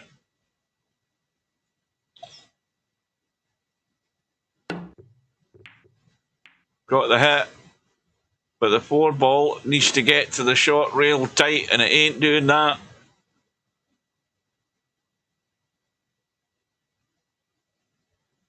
Well, Slim's title defence is going to fall down in tatters when this 9 ball goes in, 5 ball goes in, and he's going home. Miskin with the 5 ball money ball has taken down last week's champion, and it's all wide open for Spectre Don and Larry now, I think. Well, there you go. So now, if we look at, well, first of all, the 1 loss side, Miskin is now through to play Spectre Don. Well, what about that for a couple of scalps? Miskin could take out the 2 players that contested last week's final. He's got Spectre Dawn in his list next. That'll be interesting. Meanwhile, Larry is 5-1 up against Mark. Mark getting the 6 ball. Coldest Pillow, of course, waiting. So I think, with the greatest respect to Mark, unless he has a miracle comeback, he's heading over to the one-loss side as well. So I think we're going to stick in there with this Miskin Spectre Dawn match in the one-loss side. And here we go with the lag. Miskin again getting the 5 ball. Same handicap. And Miskin on that right side. And he's going to win the lag as well. That's a dead lag. Nobody was beating him in that.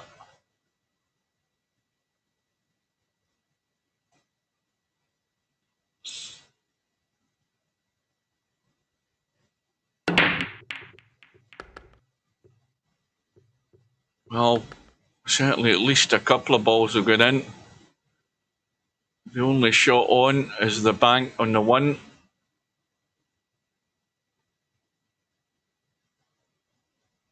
But if he gets this 1 and he lands on the 2, he's overdone it, I think.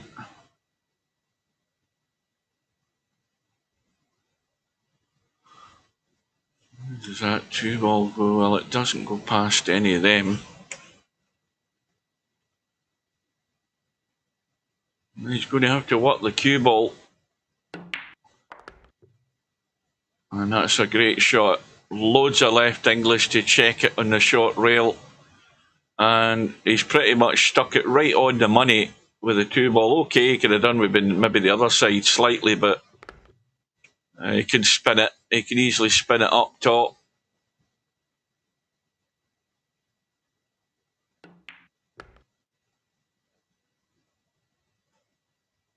Spectre Dawn's going to get the good start.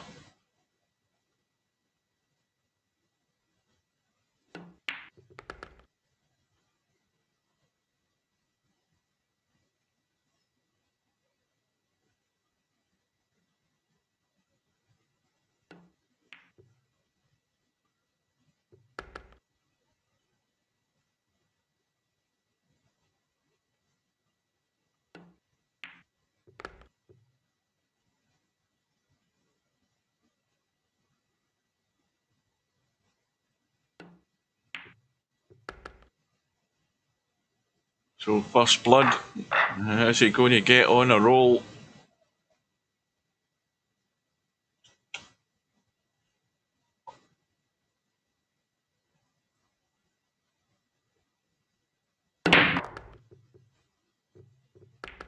Couple of balls again.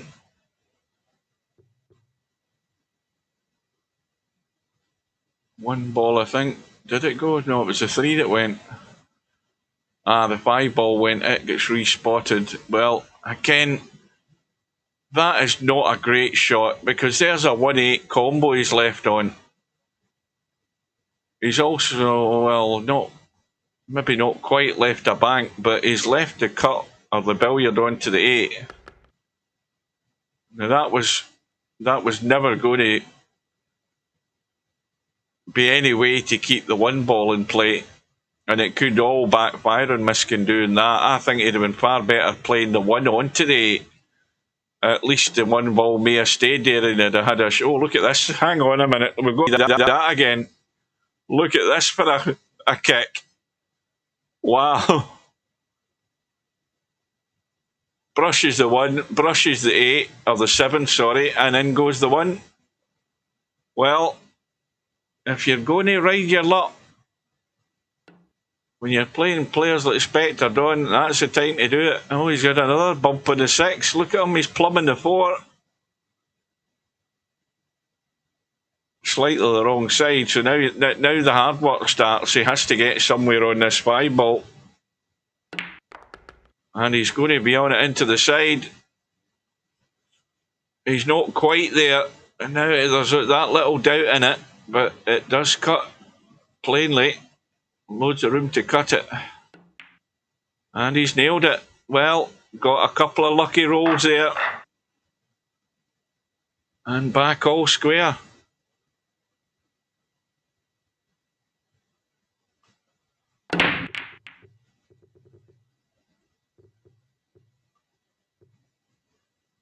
Spectre Don getting some luck versus him. Oh, it was the other way around. Or maybe that was something else earlier in the rack. I don't know when you typed that, Coldest Pillow. But Miskin's certainly getting loads of luck. He needed it to stay at the table. Well, Larry has... against him, you mean, right? I got it now. Larry has finished the deed. So a 7-1 win for Larry. And Larry, well, with Slim going home, Larry's the last US hope at keeping the title in the States in Friday Night 9-ball this week. And he's now in the hot seat match with Coldest Pillow, which is where we'll be going to after this one. Steve-O now plays Bankster on the one-loss side. But we'll stay with this until this is over. This won't take a great deal of time, and we won't miss a lot of the hot seat match, I wouldn't think. And what time are we? We are 8:37. So an hour and 37 minutes we've been playing. And Spectre Don looks as if he's going to redress the balance here and go back into the lead.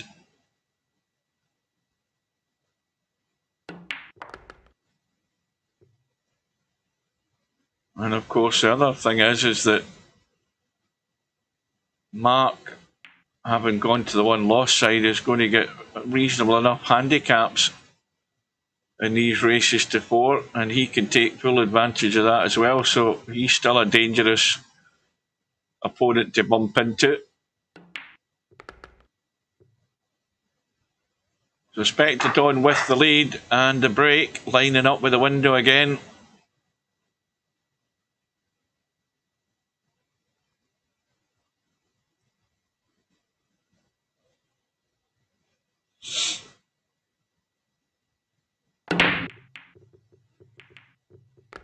And, well, the 5 ball has gone. Something else went. The 1 ball's over the corner. Can he see the 1 ball? Yes, he can. Going to be a long 3. 4 ball. Very available. Now, the tricky one is from the 4 to the 5. All depended on the angle he has. Well, he can go forward and come up the table. Yeah, he can certainly do that. Go forward and just come back up the table. He needs to go high enough. And that'll do. You just stop the cue ball stone dead. You've got a nice little angle in the 6. This is fine.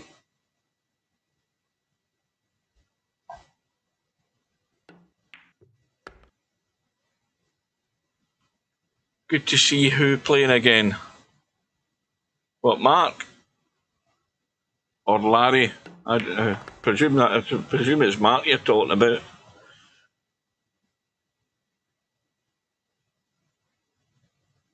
Well, Spectre Don will be on the hill, and Miskin once again he may well have played his last shot.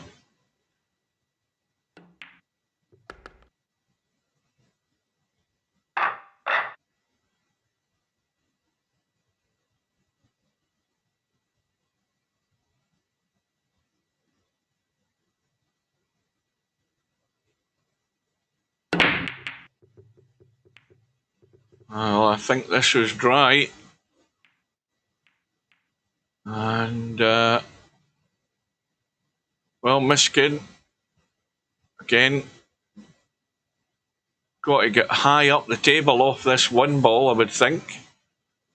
Try and run it. What kind of angle has he got? Fairly straight. Let's have a look. How would I play this?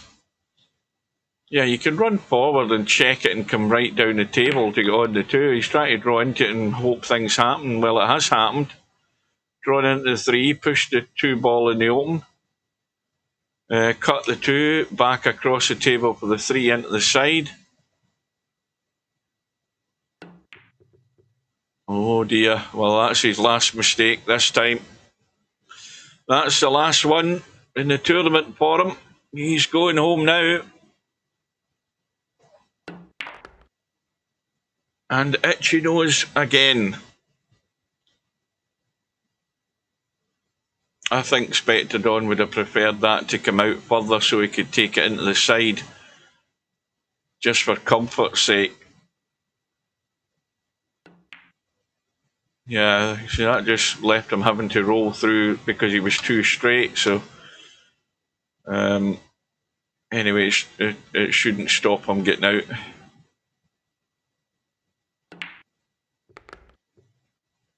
He shouldn't do that though.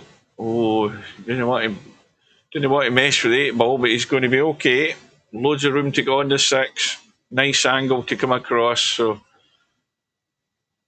ideally, wants to be reasonably straight in the 7 because the 8 ball, well, let's just say it's not comfortably going past that 9. So there's no way you want to be anywhere near that side of the 8. So I think, well, this could have finished better. This could have finished better. Yeah, he's just deciding, taking his medicine. He's going to leave the bedhead cut. But again, he shouldn't really have a problem with this. He's played enough of these to know how to put them away. And that will be that.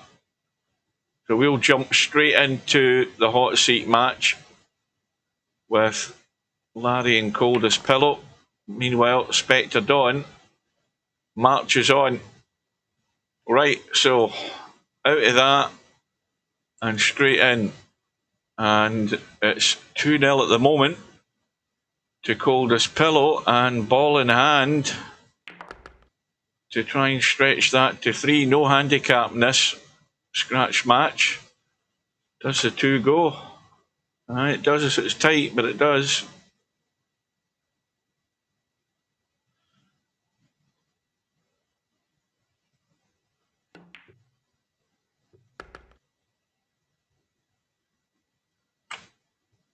Watch the cue ball. Oh dear. Well, this is tough. But the 4 ball does go. Catch any of that 8 ball. It won't go in.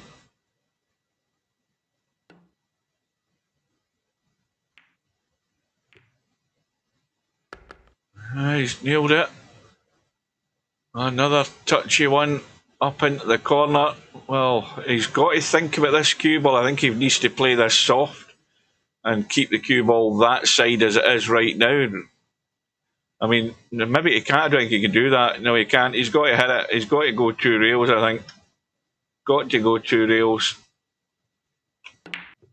Right, got to go the 2 rails. He's hung the 5 though, and Larry staring at 3-0 will have a chance. Got to have a look at how this 5 ball's sitting though. It's tight in the pocket. Well, he's got out of it good, or has he? Oh dear. I think he's okay. Yeah. Oh no, he's not now. And again, track ball mouse. I'm saying nothing else. What you want to do is you leave it short, because if you're cutting the 7, the cue ball's only going to end up there to cut the 8.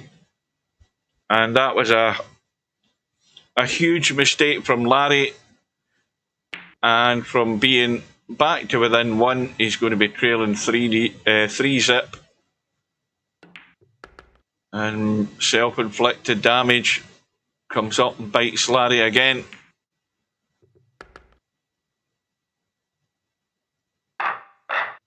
He got too much of the draw and not enough of the stun draw.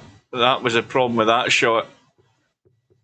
Because the stun draw is a much more controlled draw than just putting the tip of the cue lower in the cue ball. Because you get that bit more juice on the spin and you end up doing something like that.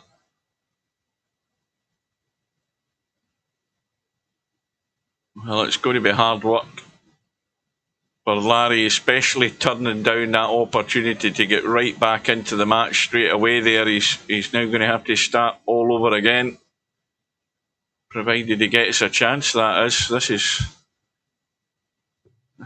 let me have a look and see whether that goes. Now, I don't think Larry will be interested in that side of things, but he's got to come up with something decent in a response for a safety. Well, I think the one thing is that I don't think Coldest Pillen got enough of this. Is he trying to... Well, we're back to the sort of rolling up to the 3 ball. Now Larry's going to try and nip behind the 7 here. No, trying to still use a 9. I thought he was going to spin that to the 7. But he's got a good shot though. Big target to hit, but you need to get lucky. Oh, I'll tell you what a jam you get. Coldest Pillow did get lucky.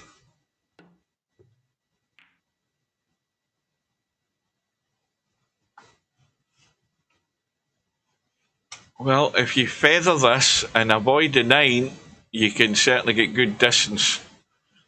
And he's avoided the 9, but where's the cue ball going?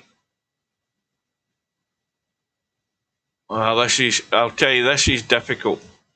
Okay, you can roll on to the 3, but it's difficult to do anything. I think he's going to try and maybe just soft bank this up past the 7 and just keep the cue ball there. That's about it. No, he's went for the reverse bank all out. Where's the cue ball going? And he's still alive.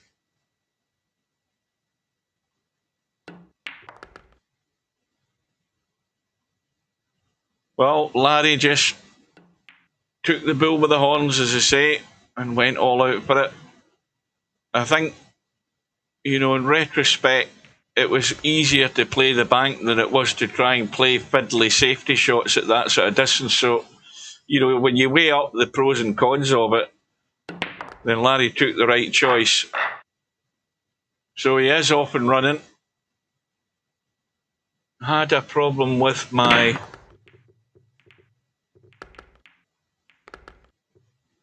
Good to see. Oh, wait a minute, what am I reading here? Had a problem with my eyes, laser treatment fixed things. He's now got Spectre on eyes. That's what he's now got. Because Spectre Dawn, I think, had the same treatment.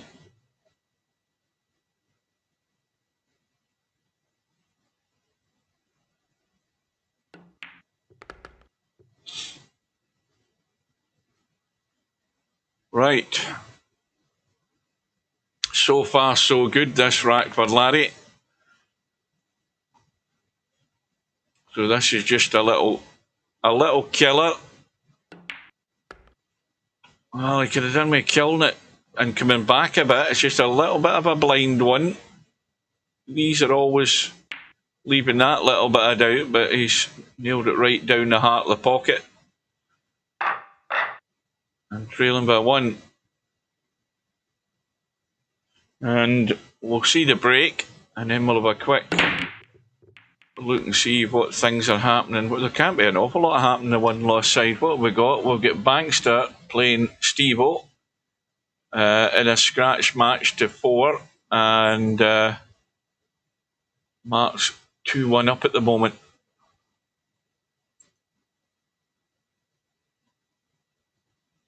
Well, the one thing that Mark can't blame me for is jinxing him. And the reason I say that is because I've not been anywhere near his matches. So he can't turn around and blame me. In fact, that might be one reason why he's still in the tournament.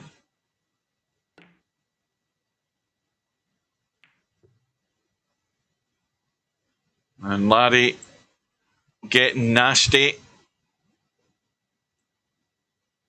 Well, shouldn't be a problem to jump over the edge of the 4 to catch that 3. Now, Can you hit that 3 hard enough off the back of the 8 for it to go along the rail and pot? I don't think you can. I think you can't get enough pace in the ball to do that.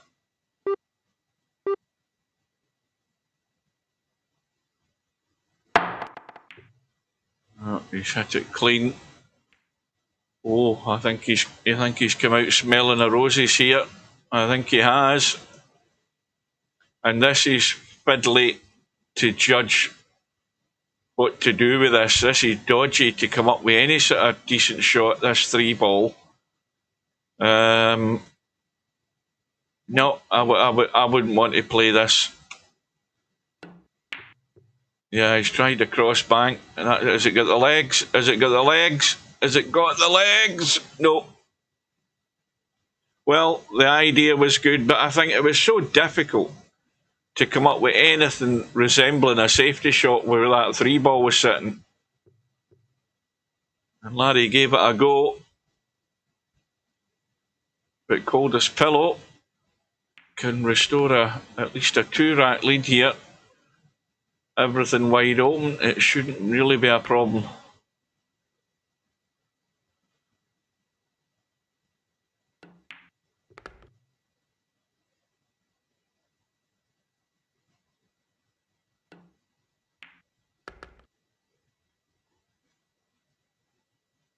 Now, has he got that little comfortable angle? Yes, he has. Just a little either draw, or you could stun up on the shorter side of the 9, whatever you're happy with.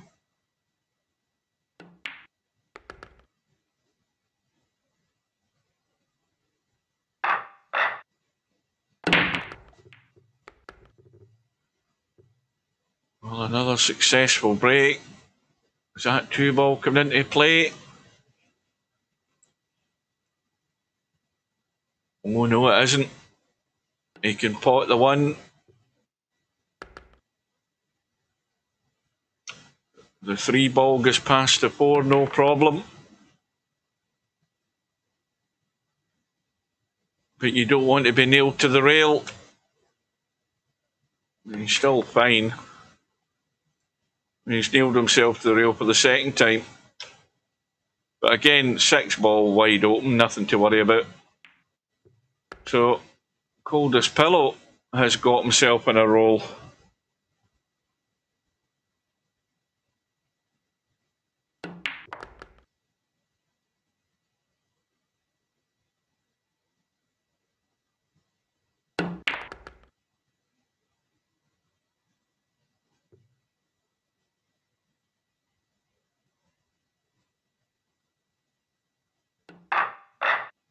Right, quick look. And it's 2 apiece in that match with Bankster and Stevo. Meanwhile, Coldest Pillow with a 5-2 lead, and he's got the 4 ball in the break. Shot in the 1, shot in the 2, 3 balls, may possibly the 3-8 combo. But with this issue here with the 7 ball, in fact, it's going to be a 2-8 combo. I'll probably just drop the 3 into the side. Now, this is where he could do an angle in this 3 and break that 7 and 9. Well, he's coming back the other way, but he's still got an angle where he can play for a bump, and he'll be unlucky not to be in the 5. Got to play for the bump, and he's missed it. Unbelievable. What a target that 7 and 9 was, and he's missed it completely. Oh dear. Big mistake there, and a big missed opportunity for Coldest Pillow. You can still back cut this 5, I think, though. Now, well, if he plays this with left English, right, this is a shot. If he plays this with left English, back cuts it, hits the rail, the left English will spin into the 9 and 7. Commentator's eye. Got to get this thin, though, and this is difficult. This is difficult. It's a back cut. And you can't hit it too hard or the cue ball will go too straight to the rail. And that's perfect. That's absolutely perfect. Just as described. Left English, when it hits the top rail, it fires it left. Right into the target area. And then, of course, he would have been very unlucky not to have been on the 7. So that was very well done. And it gets him the reward. And it's like, what, is that 3 or 4 in a row for Coldest Pillow? It seems like that. And he's on the hill. Now, something I think is gone. Has there? Yeah, the 7 is gone. He's got no great shot in the 1, but again, thin edge, he can duck up towards the 9. Got to get the pace in this. And that's perfect. That's perfect. He's got the length, didn't quite get the line, but most importantly, he's also got the cover. So that racks up the pressure. Oh, he can get through the gap, would you believe it? Well, he got through the gap, he got the hit. But he's left it on. Now, where's the problem going to be? Well, the problem will be... Well, not so much. Well, when you look at it, it's not really a problem. It's just a wee bit awkward where the 4 ball is and the 5 ball goes into the side. So, you know, it's not 100% guaranteed. The other thing is, it's more than likely he's going to interfere with this 9 ball with the cue ball. But I think really all he wants to do is cut this, bump the 9, and he'll be on the 5 on the side. Doesn't want to thump this in. Just play it for the thin cut and nothing else. But he's missed the 9. That's an even bigger bonus. Well, he's all but home and dry.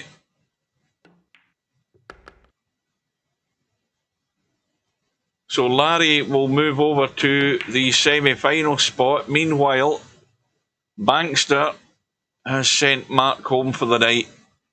Bankster won the last 2 racks for the 4-2 win. I don't need to take any blame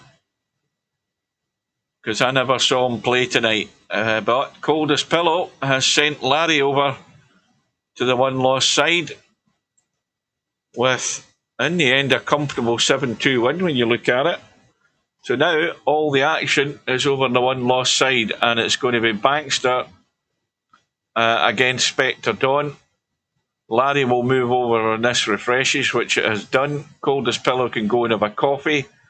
He's going to have maybe, what, half an hour or so? Could be that. Anything up to half an hour before that final match. So Coldest Pillow can take a little break, or hot chocolate, yeah, whatever you fancy.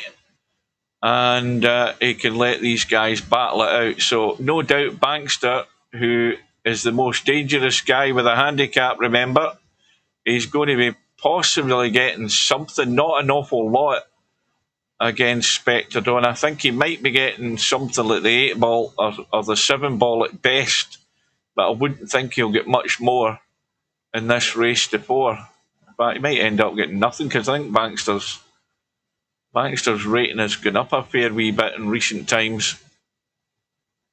So we'll get ourselves in.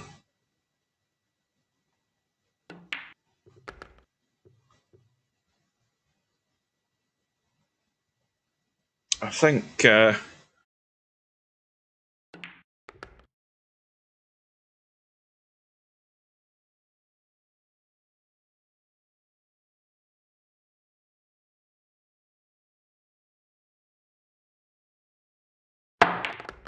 well, I've got about 3/4 of a litre, probably, maybe a litre at a push, still left in this 5-litre bottle, and I've got another spare.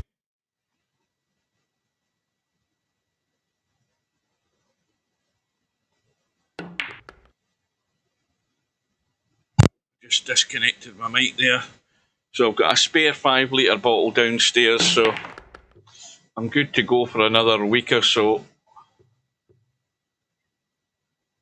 And then I'll have to get a resupply. Right, here we are. We've got Bankster on the right. In fact, he's actually getting the 6 ball now. That is very generous. In a race to 4, Bankster getting the 6 ball. Well, this is really the biggest threat to Spectre Dawn here. If Bankster gets off and running, he hasn't, because he's lost the lag. Spectre Dawn's won the lag, which I think is very important. 21-0 to France. Oh dear, that doesn't sound good. That does not sound good.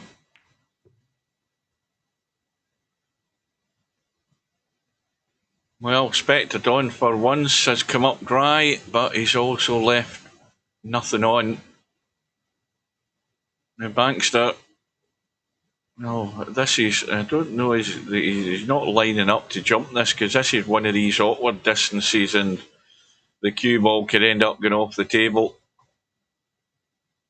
So he's played the push out. And I'll really be honest with you, it's not a great push out.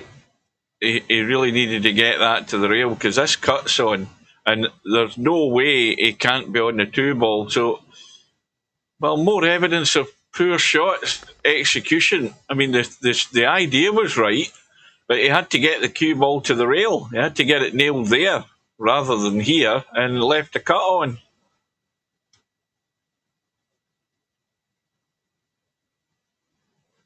Right, Mark, see you later.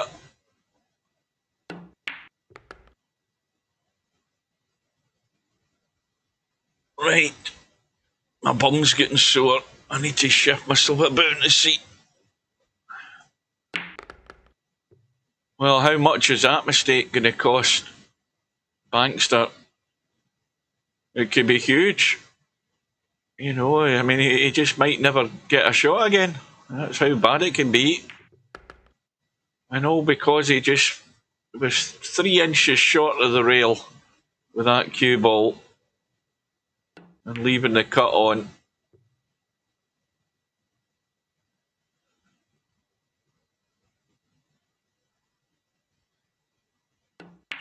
What time is it now? Well, been on for 2 hours and 2 minutes tonight. And we'll certainly be going till after 10 o'clock, I would assume. We will hit the 3-hour mark.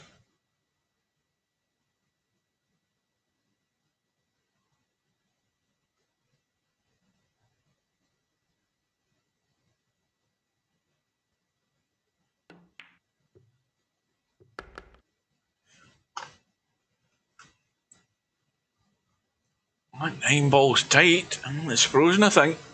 He's got to be careful with this. I'm sure that's frozen. He's looking at it. Oh no. Well, it's as good as. It is very tight. Yeah, and that's how tight it was. Well, Bankster gets off the hook big time. And the only thing he doesn't want to do is scratch the side. Is he banking this or cutting this? This is a cut. I think Bankster's maybe left. He's maybe left in front of his PC or got up from his seat and thinking that the rack was going to be over.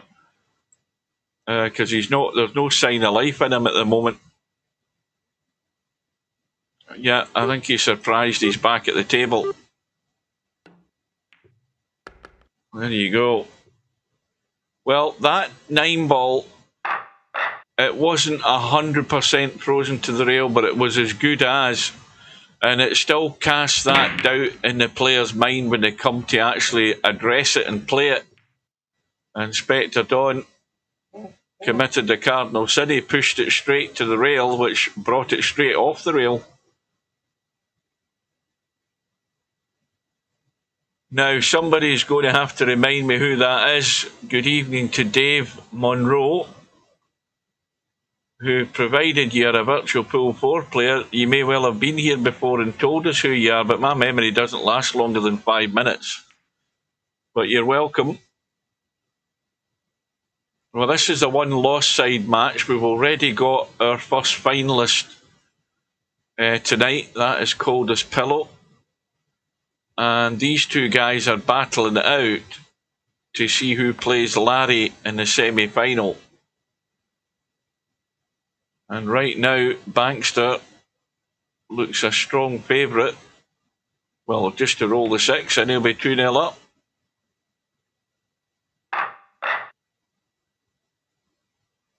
Oh, are you a new visitor to VP4TV, are you?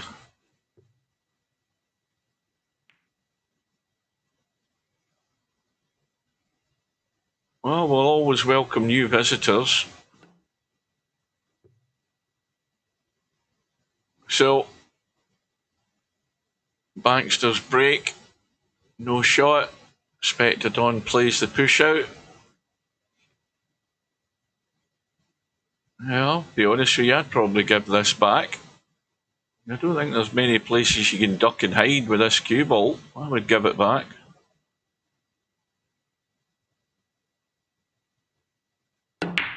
Oh.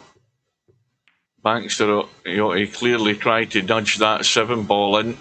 He didn't get it there, but once again, though, he's the one that's come up smelling the roses. He's left nothing on. Welcome to Interchange X. Looking forward to that match with Demon. That should be a good one. Yeah, I saw it. Yeah, I saw it. What time is it again? Is it? I've totally forgotten when it was. But anyway, I'll be there for it. Is it 3 o'clock or something in the afternoon, isn't it? I finish at. When do I finish tomorrow? I finish. I'm talking about 3 o'clock my time, obviously. I finish at 12:30, and it'll be half an hour till I get home. So that'll be like 1 o'clock. So I'll be able to get in and get a cup of coffee and a quick snack, and I should be there for it.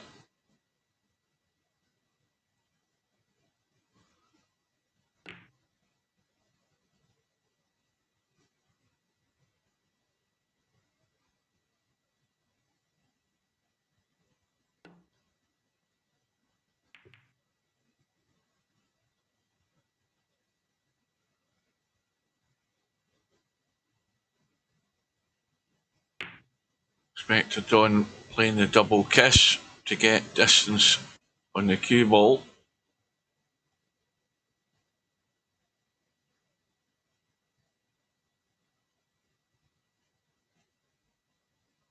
Well, did they suggest the name of the player? Oh, Fast Eddie there as well. I never noticed Fast Eddie. Good evening. Now, who did we think it was?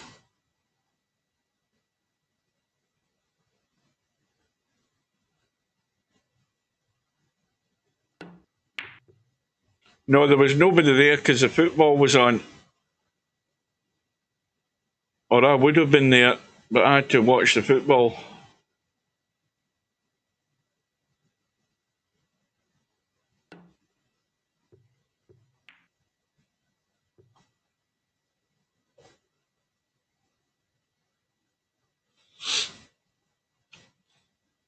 Right, where have we got to? We're still at a 2-0 here with Bankster and Spectre Dawn.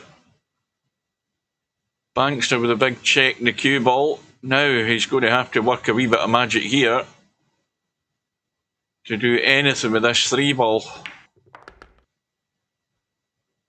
And your guess is as good as mine as to what he's going to try here. Is he going to try and run it off the rail onto the 8? Yep. Well, that was asking far too much, but is he going to get second prize? I think he is. Yeah, he certainly is.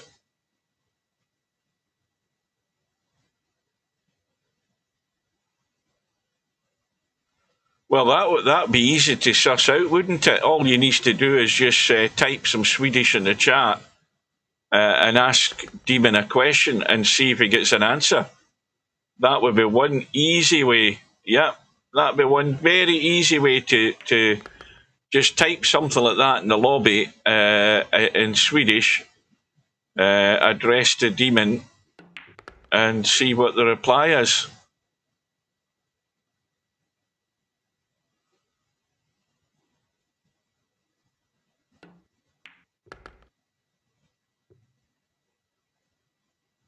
Well, Spectre Dawn now with a chance to get off and running.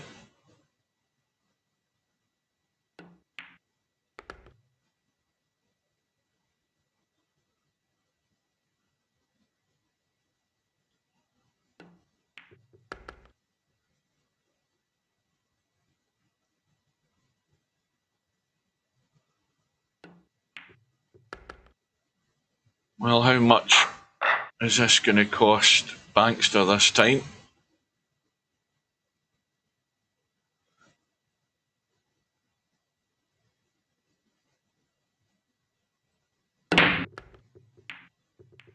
What, November? That demon account was created in November.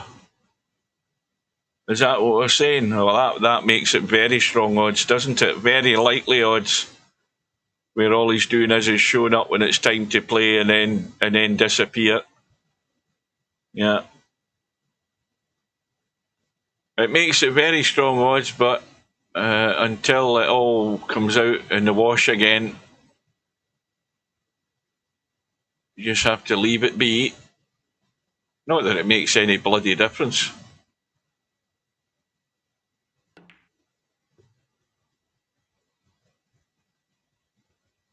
Well, let's have a look. Not Cobra. Spectre Dawn plays the safety, but once again he's left the cut on. Okay, the two balls in sort of a dodgy spot. Bankster hasn't really come up with anything because he hasn't got any length in the two ball at all. I'm looking to see this two ball. Well, it certainly doesn't go in the corner, and it definitely goes in the side.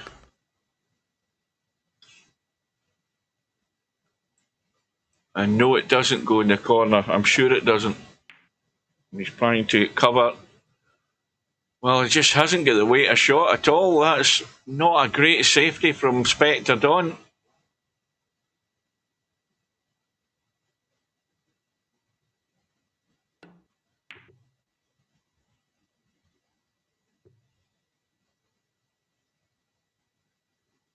No, he wasn't harassing Plonker. It was toxic. It was toxic, wasn't it? But that was when he was semi-pro before he went to Rodney the Plonker. And then he became a Plonker. And now we're thinking that if it's a new account created in November, that it could be the same Plonker.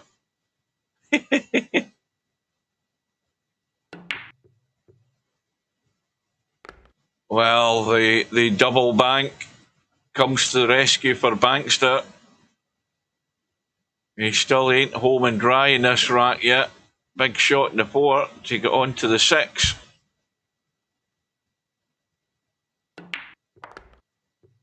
Oh, that needs to keep rolling. It needs to keep, well, he's going to have to come up with a cut. And just the 6 ball to go to the hill. Too soon to the rail, that. Way too soon to the rail. Oh, I think, well, he still asked the question of Spectre Dawn. He's still got to put this away, and he's got to get decent on this 8 ball as well.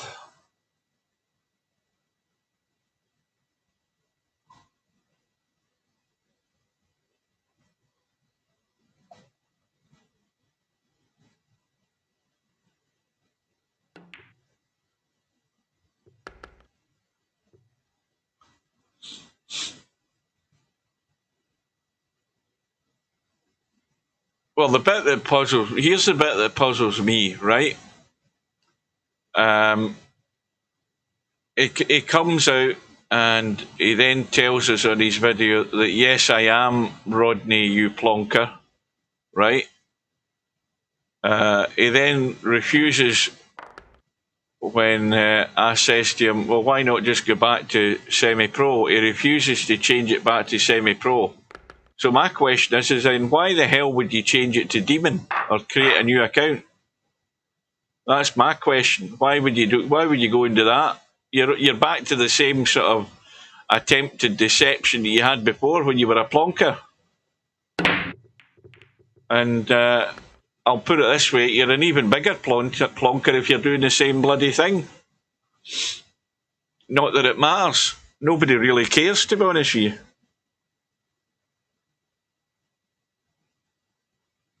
Anyway, we're 2 apiece. And Spectre Dawn, he's got a tricky one here. He's got to get up table. Missed the bump in the 8. Well, the bump in the 8's actually helped him. That's stopped to run in the cue ball. He'll set up for that.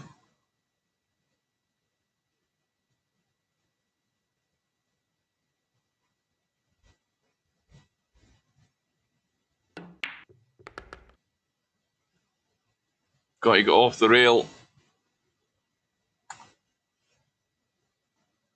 Well, this looks good just to roll on top of the 9 ball or brush over it, but he's staying well out of that. Yeah, he's avoiding that because that could easily go wrong. So, well, Bankster, I think Bankster was a shot away from getting in the hill. I can't remember what happened, but the shoe's near their foot now.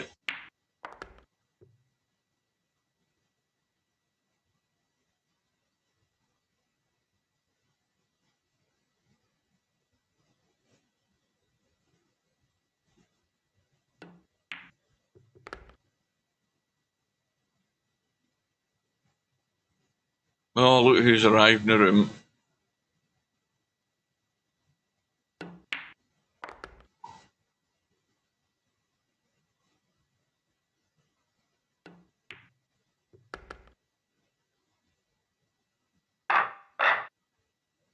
Well, Spectre Dawn's the man in the hill. Coldest Pillow can get another cup of hot chocolate. Larry still lies in wait in the semi-final. Spectre Dawn gets a couple of balls. I think the 9 ball was one of them. The 3 ball was the other. 9 ball comes back up again. And he's on the 1. Well, I think at the moment it looks as if the Welsh are getting their asses handed to them. That could be a bloodbath by the end of the night. 28-0. Is it half time yet? Is it actually half time? 28-0 down. Oh Christ Almighty! Well, this could be a barrel load at the end of the night.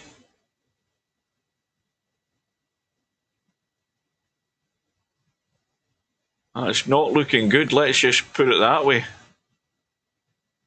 Meanwhile, Spectre Dawn with a big bedhead cut in the 6 ball. Now this is where it could go wrong. So don't forget that 6 ball is Bankster's money ball. So it is a big shot, this cut.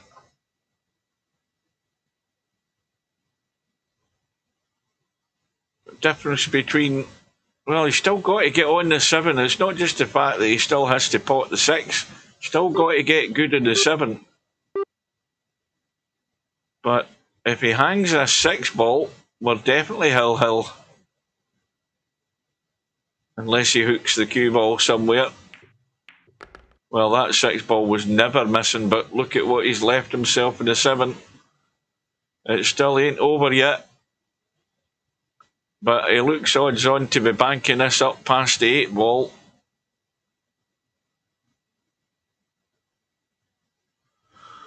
Well, now, having said that, he's looking at the cut angle for the 7. Yeah, he's playing the cut instead.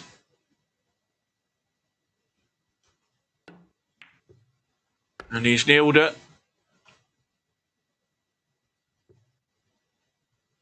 Well, he's gone a wee bit inside the 8, but this won't be any problem. So it's going to be Spectre Dawn.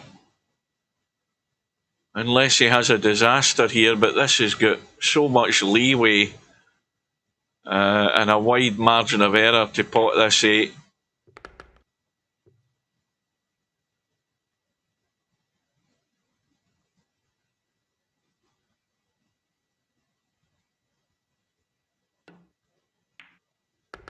Well, here we go. Spectre Dawn through for a meeting with Larry in tonight's semi-final. And we'll get in the room, and then I'm going to have to take a bathroom break because my bladder won't expand any further. Right, we'll get the room up.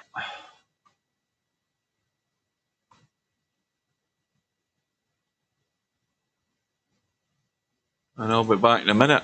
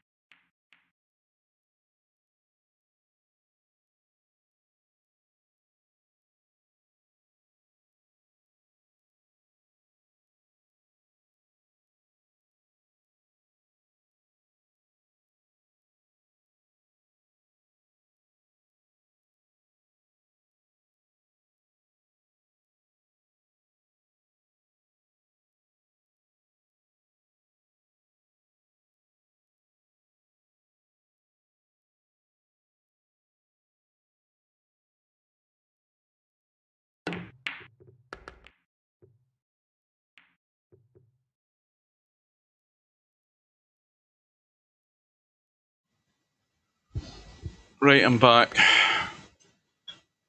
Well, because I'll be in shutdown and falling asleep mode, I'm going to leave the camera off. I don't want you to see me falling asleep. Right, so we're underway.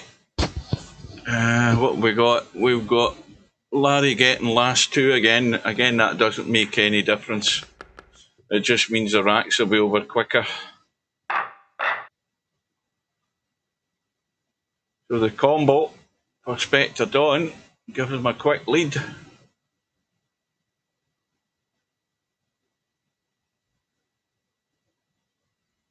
Now there is a valid point, by the way, that Stubbs just said in the chat there, which you might not be able to see in the room, but I think you can, because I can see it in the chat. And that's something we never thought about. And I think Stubb could have a very valid point. I think that may well be Vince's. It could very well be Vince's, who changed his name from Vince's to something else. Larry knows who I'm talking about. And so does, obviously Stubb. So does Bedhead. All of those guys know who Vince's is. Vince's won the 8-Ball World Championship, beat Stubb in the final, if I remember. But that is a very valid point. In fact, that's a name that none of us even thought about. I think that, I would actually go for what Stubb has said.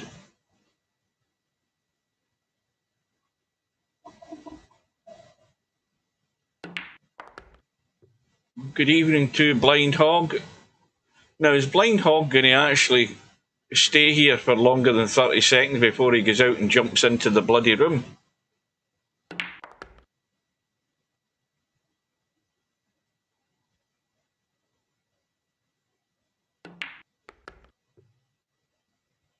Well, Larry's already got his hole to dig himself out of here, and there you go. There's Blind Hog straight into the room. Spectre Dawn 2-0 down. Has Larry actually had a shot yet? I don't think so.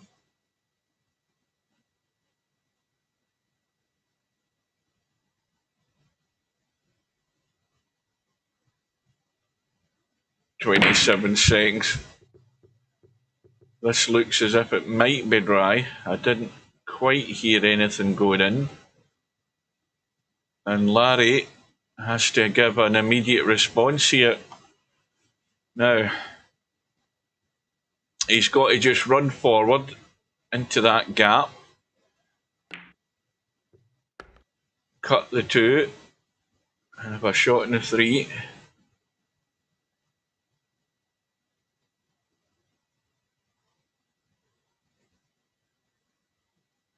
This is a wee bit fiddly. Ideally, he would want to bump the 8 ball here if he could. And that's the problem with not bumping the 8 ball. He's now gone too far left. And now, suddenly, it's a lot more difficult a challenge. He won't have a problem getting on the 4, because the 4's up there and the cue ball's going to head that direction. As long as he doesn't scratch. And long as he doesn't hook himself. And I think he's okay as far as that goes. And not only that, but the angle is perfect. Again, as long as he misses a bump, he has to find a gap to come out here for the 5. And that is not quite 100% guaranteed, but he should be getting out no problem, because the angle is there.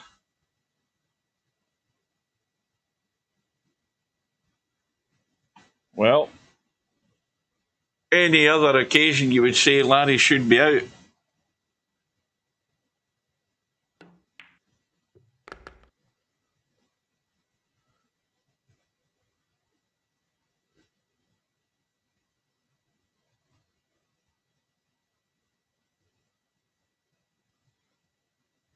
Well, the thing about playing guys like Spectre Dawn, and you know, Larry's the prime example of it. You've got to, first of all, take the chances when you get them. So Larry's capable of doing that if you take out the self-inflicted damage that Larry does. And Larry's got that built-in 9-ball mindset where he, you know, as long as he sees a ball and it's got a hole to go in, he's going to pretty much have a go at it anyway. But you have to, if you don't quite have that game, you have to have a more measured approach. But above all, if you're going to play safeties, you've got to come up with something decent. And I have to say, the standard of safety tonight has been crap. Push-outs have been crap. Safety strokes have been crap. So there's a lot of work that a lot of people can do to come up with far better safeties.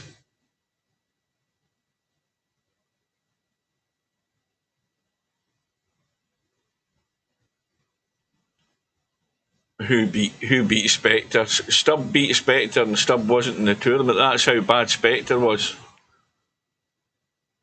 I can't even remember, and I watched it. I can't remember who beat Spectre Dawn. You don't ask me, and I actually live streamed it. I was in the room at the time, and I don't know who beat him. Was it Coldest Pillow that beat him? Who the hell beat him? I'm gonna have to look at the bracket. I've totally forgotten. Where are we? Larry. No, Larry was that, right? Spectre Dawn get beat by Coldest Pillow. It was Coldest Pillow. That's the problem with this time at night. The brain's in shutdown mode. I can't remember what happened.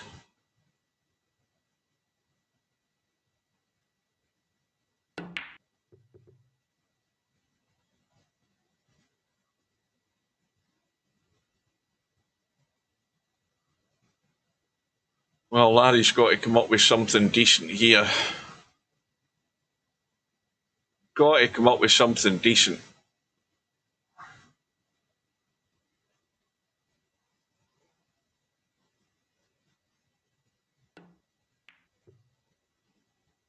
This looks, if it misses, well, I was hoping for his sake it was going to miss the bump. He just hasn't got the cover. But likewise for Spectre Dawn, he has to come up with something decent. And I think, he's lining up for the combo. I don't think there's, well, no much doubt about it, and he's nailed it. That was well done. And the replay is working again. And he's landed on the 1, which is an even bigger bonus. Oh dear, commentator's curse. I think he was maybe spinning that up with Botman right English there to come up the table for the two, and he's pushed the one ball way offline.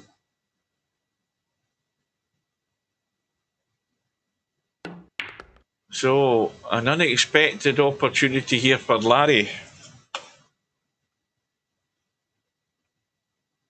Now, what's Larry going to try here? I mean, he could try and get down in the short side, but well, now I haven't the foggiest what he tried there, but I presume he was trying to leave the combo. But again, he's got a touch like a sledgehammer. Is he playing the bank? Is he playing the cut combo into the 6? Well, everything about that was bad. Overhit it. Had to play a cutback, which not only is a cutback difficult, but when you're trying to play a combo at the same time, there's huge difficulty. And Larry's chance might have been it, coming and going.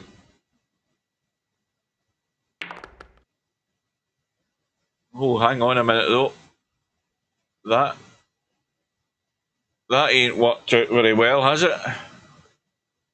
Was that the 4 ball? I was thinking that, or the 8 ball. I was thinking that was the 8 ball. It's the bloody 4 ball. Wow. No wonder I'm thinking, well, he ain't good in the 5 ball. I didn't even realise that was the 4 ball up there. Well, that puts a whole different perspective on it. Well, Bill will have stopped this because the shifts that he's working at work won't allow him to. I mean, you're not even seeing Bill in the lobby at this time of day on a Friday. Friday's obviously just not a suitable day at all.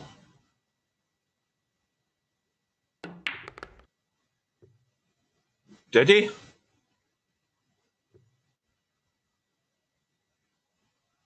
I never heard anything about Bill retiring. If he has, he said it to some people, but I never heard anything about it. But anyway, Spectre Don on the hill in his attempt to regain his title for Friday Night 9-ball champion.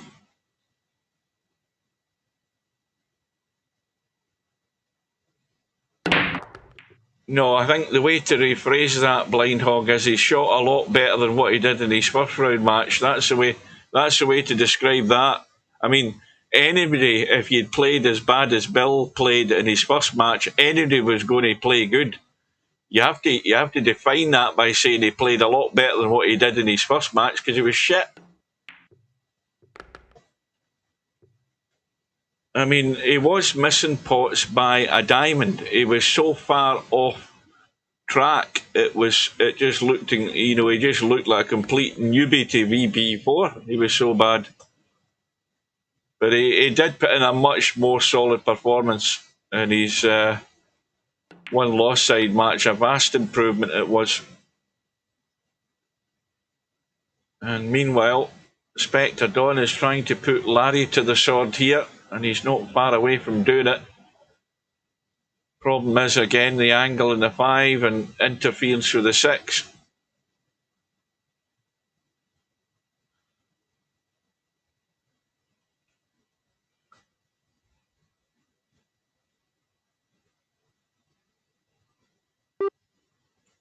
So what time are we at now? We're at 25 minutes to 10. We're certainly going to go over the 3 hours. There's no doubt about that. What time do I send Chiku if he is from Chile? Well, Chiku, you can go, we're like East Coast of the United States, something like that. Or no, tell a lie. Well, you see, South America's further east than North America, is it not? On the global scale, but I think he's at least 5 hours behind. He might be 6. He might be 7 hours behind.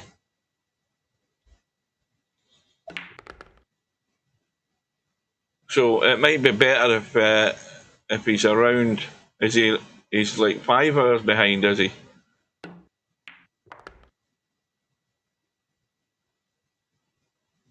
Well, Chile's running down the west coast of South America.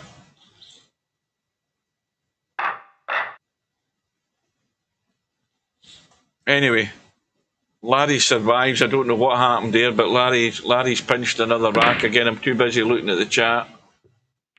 And I think Larry's come up dry. Oh, and he's also come up pretty safe as well. He hasn't left anything on for Spectre. Or did Spectre give him ball in hand? It's 6:30 in Chile right now. What time is it here? So it's 9. It's 9. So they're only 3 hours behind Greenwich Mean Time. That's a lot less than I thought it would be.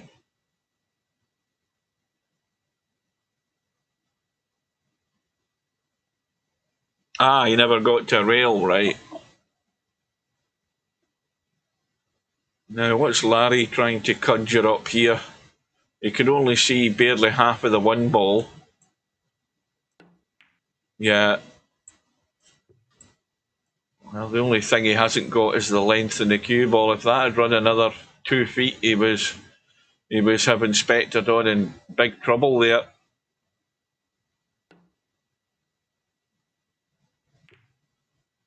Well, 3 hours behind isn't so bad when you think about it.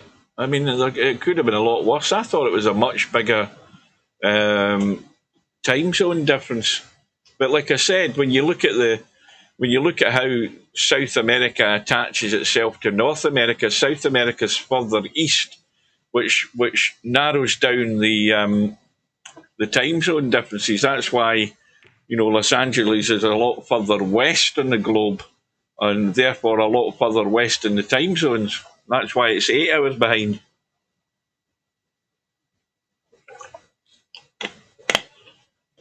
But I don't think you should have any problem with just a 3 hour time zone difference. I think that's pretty handy.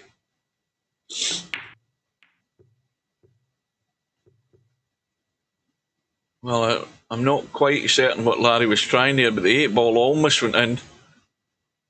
But he's not got the cover in the 1 ball, so I think Spectre Dawn should just be playing the 2-8 combo here. I'll tell you why, because if he tries and gets good over the side pocket for the 2, anything could go wrong. So he's done the right thing there.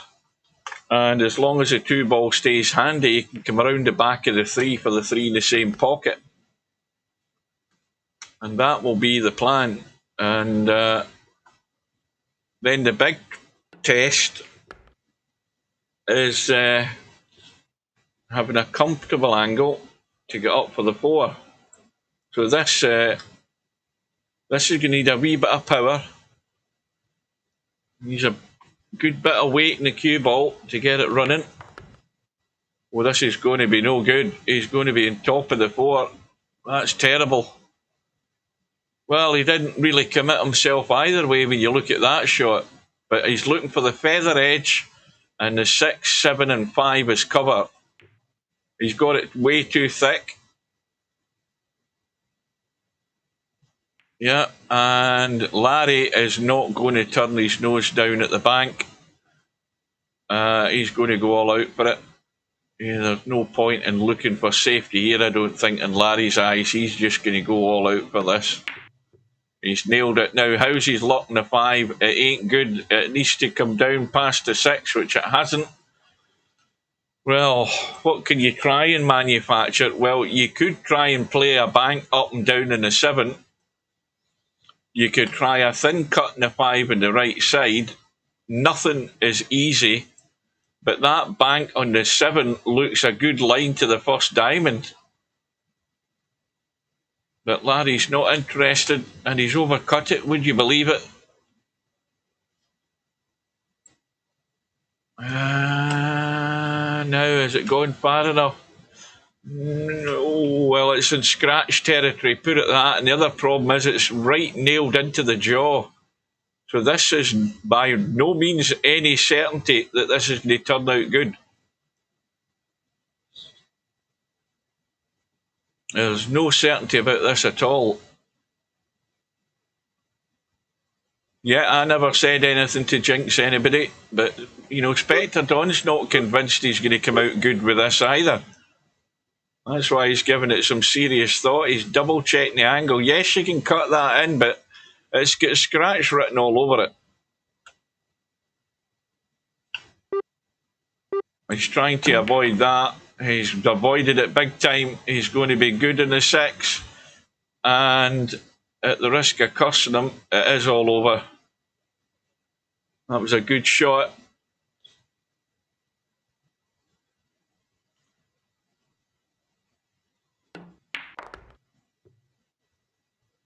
So we have our finalist, Coldest Pillow, who's been sitting there for more than half an hour.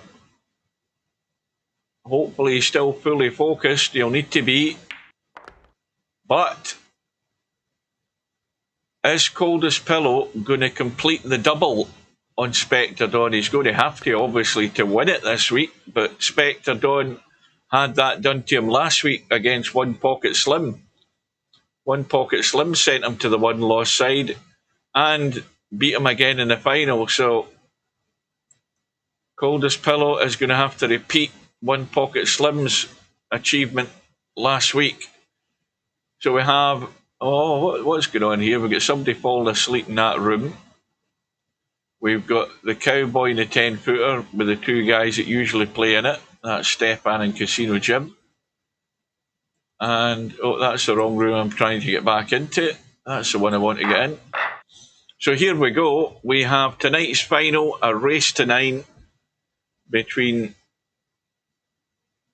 Spectre Dawn from, representing the UK, but no doubt he'll be from England, and Coldest Pillow, who has a Welsh flag, although he's probably South Korean. He's probably a South Korean student.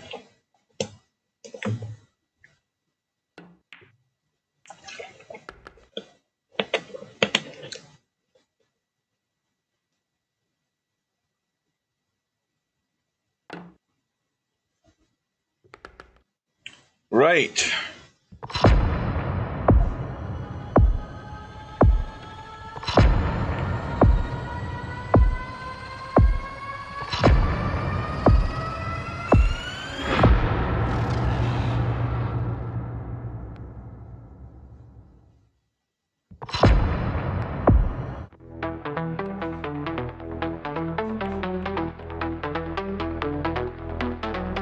He's a tactical genius, he's the one to see on VP4TV. He's wild and he's free.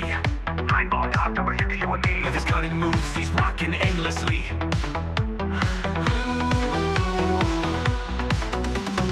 Tables and cues, they bend to his will. Every shot he takes gives everyone a thrill. With a glance and aim, he works to the skill.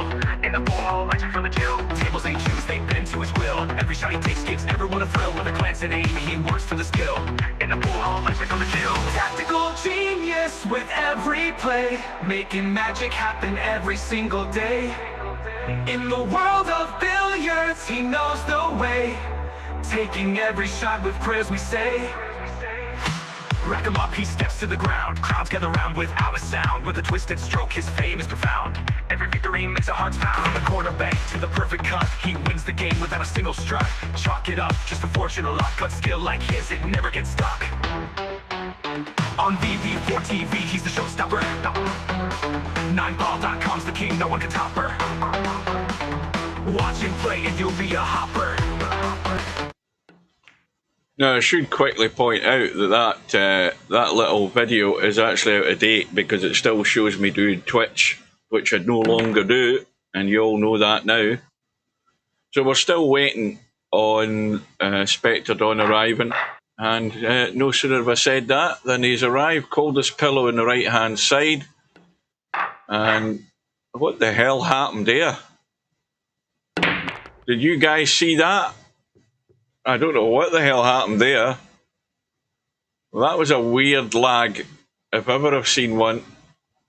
Anyway, Coldest Pillow won it apparently. And he's getting the 8 ball. But he's also scratched the brake. Well, everything there happened 100 miles an hour. That was really weird.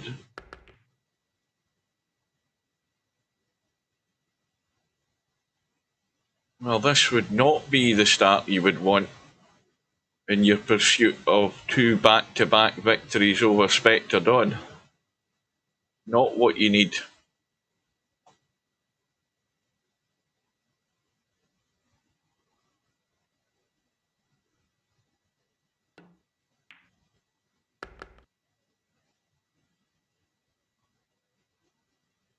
Well, does the 5 ball go past the 7?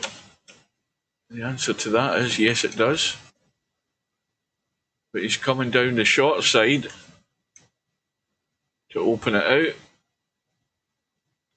Still a dodgy cut at that angle.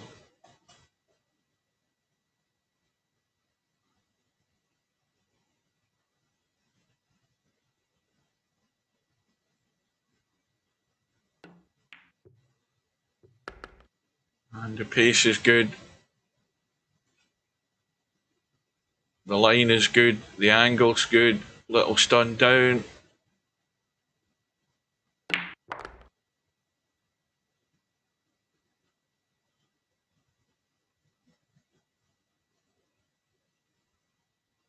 Well, I don't think Spectre Dawn wants a double-double to happen to him.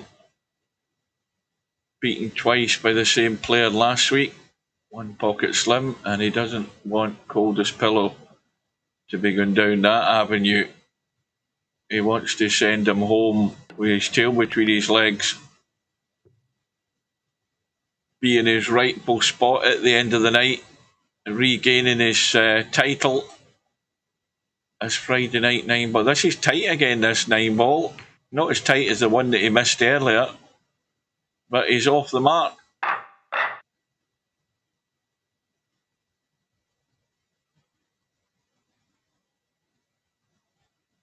It's like, this is where you do just have to be patient. You'll get a chance. Problem is you might be coming to the table 2 or 3 racks down at the time. Although the 1 ball and the 6 ball have gone. He had no shot in the 2, but he's come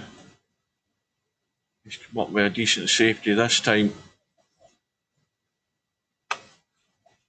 Now, no problem in hitting the 2. You can actually just kick it from the short rail as well, but he's going all out for the jump.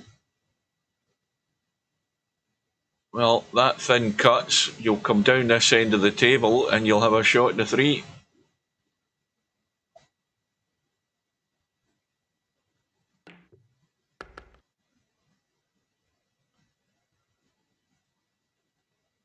Well, this is definitely got 2-0 written all over it. You think, where can it go wrong? And there's not really many places for it to go wrong. Again, just got to get high enough into the table for this 5 ball. You just don't want to underhit it. Overhit it, there's no problem. And that'll do nicely.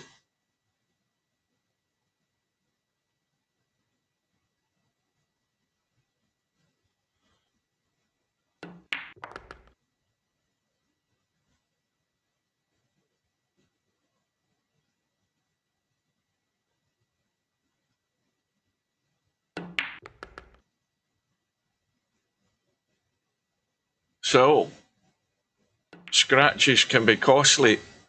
How costly is it going to be? It's cost 2 racks so far.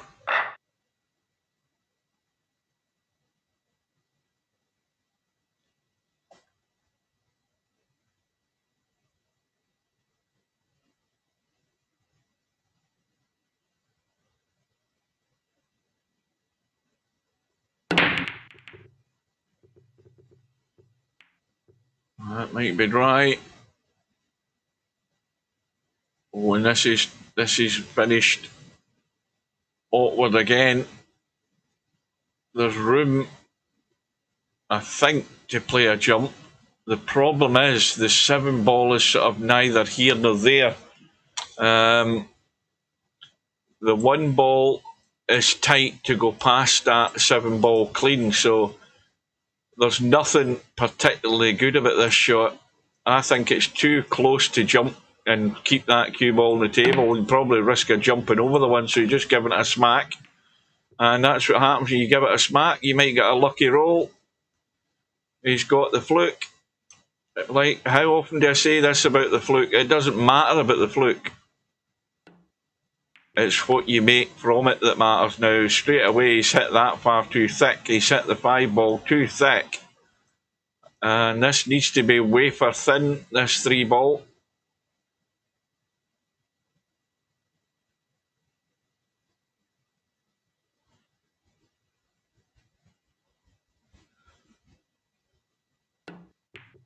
Yeah, and that's the difficulty of it. And the cue ball's gone south. And he can wave bye-bye to this rack. And that's the other thing you've got to remember. I mean, Spectre Dawn's the one who doesn't show any real signs of fatigue setting in, but, you know, there's not a lot of players, it's not every week they get to a final in Friday Night 9 Ball, and very often when you get to a final, you're knocking on the door of 3 hours where you've been sat in front of the PC. Cold as Pillows getting that experience tonight. And if he is feeling tired, then he better sort of freshen himself up pretty rapidly here, because this match could very quickly run away from him.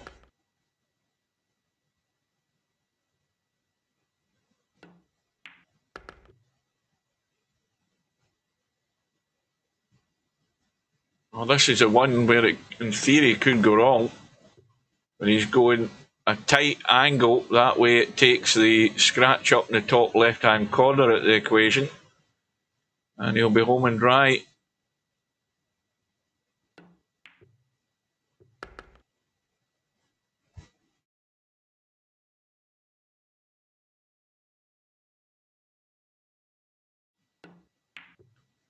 Well, the perfect start for Spectre Dawn.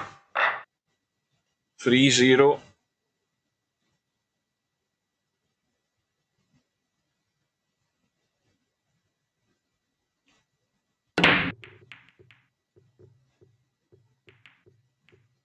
But I think he's dry again, though. And this is also the thing that frustrates you as well, where you're not left with something dead simple. Cold as Pillows got a bit of a combo here, but he's got to back cut the 1 to cut the 2. And that's easier said than done.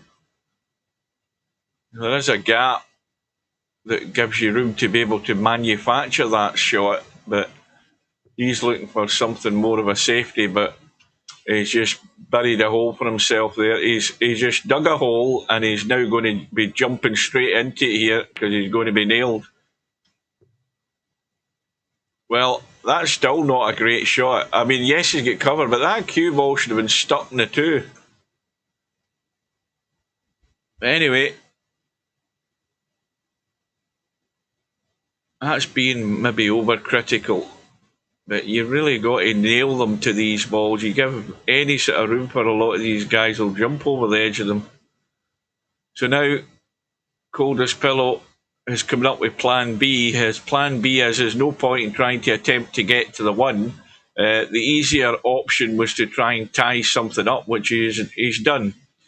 And, you know, that's where you've got to use the deliberate foul situation to your advantage, where you're trying to just really give yourself more room to breathe and force your opponent in, you know, dealing with a situation. Now, it all hinges for Spectre Dawn and getting the angle in the 2 ball where he can come across and break those balls open. He still needs to get lucky to have a shot in the 3, though. Now, the angle he's got here, that's a big target.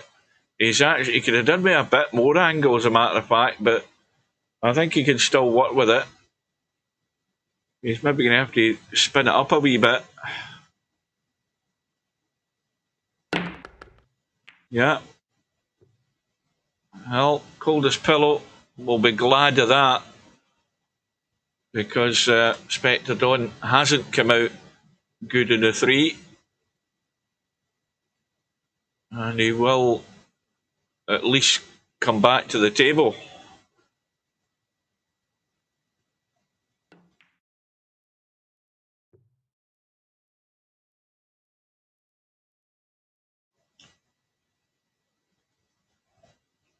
Well, let's have a look. That 3-ball does pot. Okay, it ain't easy, and it's a bit of a teaser for Coldest Pillow to be taking that bait on. But if he refuses that, he really must come up with something far better.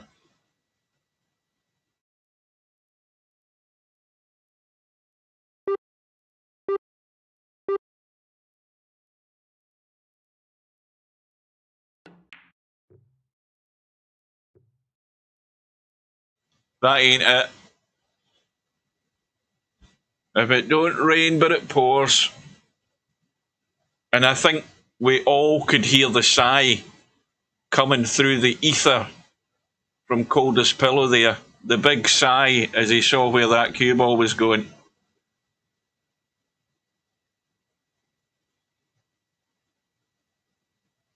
And this is also where the panic sets in, where you think, well, I'm going to be 4-0 down. Am I going to get a chance to get a rack on the board? Am I going to end up with the bagel? Or the donut? Or whatever you want to call it. The dreaded donut.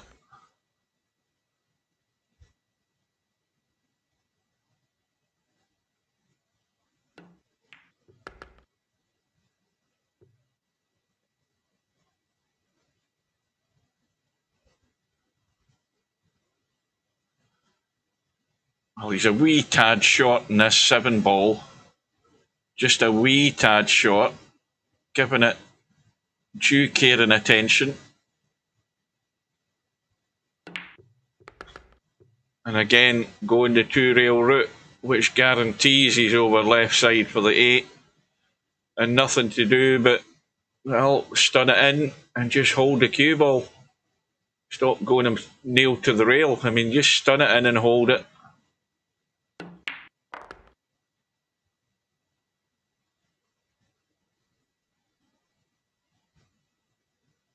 Well, Spectre Dawn, he won't lift his foot off the gas.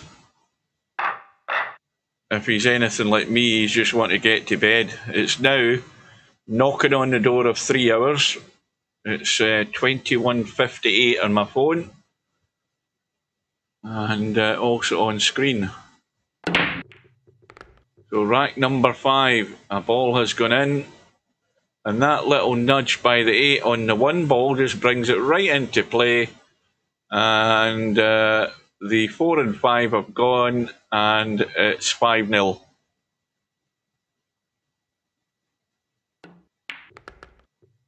And this is the dread that everybody has against this guy. And he starts getting on a roll.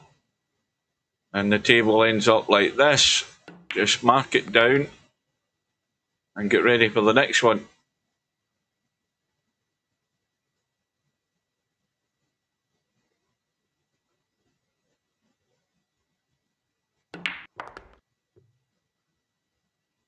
Well, again, you've just, in this situation, there's nothing you can do. You've just got to be patient. There will be a time where you get a chance and you have to put it away. Simple as that. But the biggest challenge and the biggest task you'll have is coming up with some sort of big major response to get yourself right back into this, and that's the tall order. Looking for that sequence of breaks and runs that will turn the match round, or at least get you back into it with 2 or 3 racks. So you're looking for the unforced error, the scratch and the break, the hook or whatever, but you need some big help.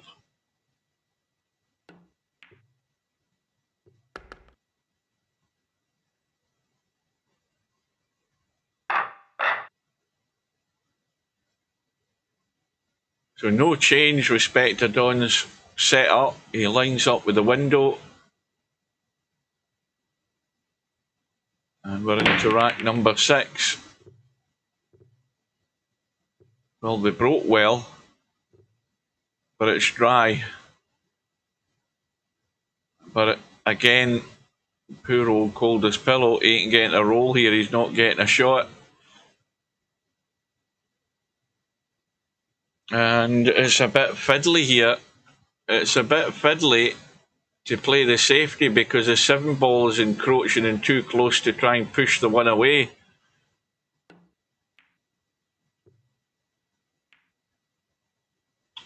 Yeah, he was trying to sneak right in behind the 5 and 6 there, but the angle was too much to work with the spin. And this is another one of these fiddly ones where it's difficult to find anywhere safe here. You're just trying to get distance. Now, this is most certainly a chance to put Spectre Dawn in a wee bit of trouble. But it's all very well seeing that shot, but you've got to execute it.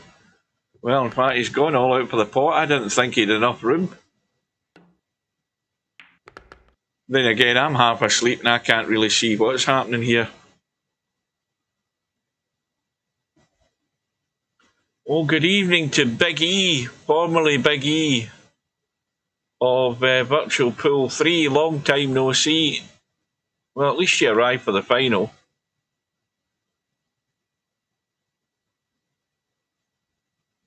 Or now known as Biggs in VP4, for anybody that's interested. And Big E from Iceland, I'm correct in saying. That's how bad my memory is. I can at least remember some things.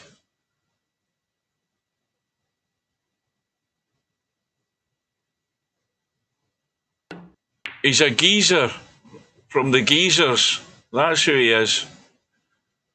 Well, Coldest Pillow's nailed one this time. And there's a glimmer of light here for Spectre Dawn, for Coldest Pillow, that he might be getting an opportunity to get off the mark. I say might because anything can still happen.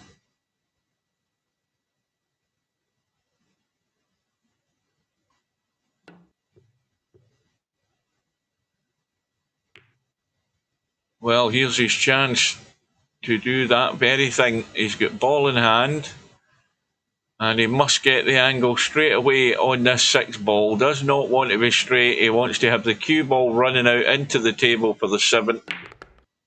Oh, he's overcooked that by quite a margin. Touch like a sledgehammer. Well, it's going to be 2 rails now, and now he's got to judge the pace because he could overhit this and end up behind the 7 on the short side. And there you go. And that's what happens. He's been sat there waiting on something, and there's a perfectly good opportunity that he's blown by overhitting that first main shot and getting on the next ball. And, well, he's had a wee bit of a rub, but no problem. In fact, I think the 9-ball's in the way now, as a matter of fact. I think the 9-ball's in the way. So, it's got to be across off the long rail.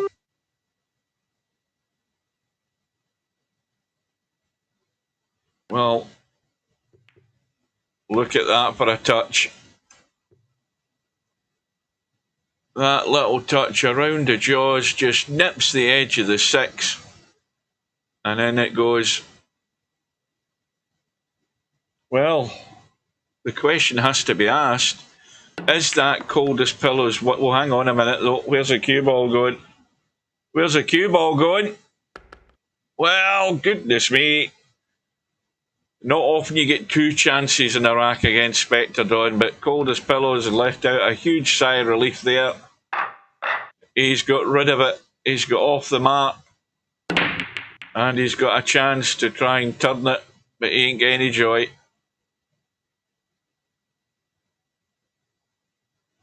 Dry as a bone. Well, that was a strange rack. Coldest Pillow won't be caring, but I think Spectre Dawn, this is, half a ball. The edge that you need to see to actually cut it and pot it into that corner. but it's so thin a cut, the cue ball's coming way down table, you're not going to be able to see the two.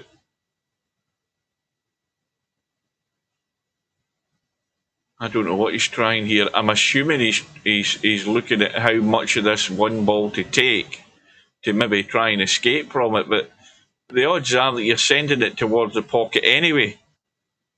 I think the idea was good, that if he overcut it, it was going to come to the short rail. He's just left it a wee bit short, and that might encourage Coldespillo to give this a blast.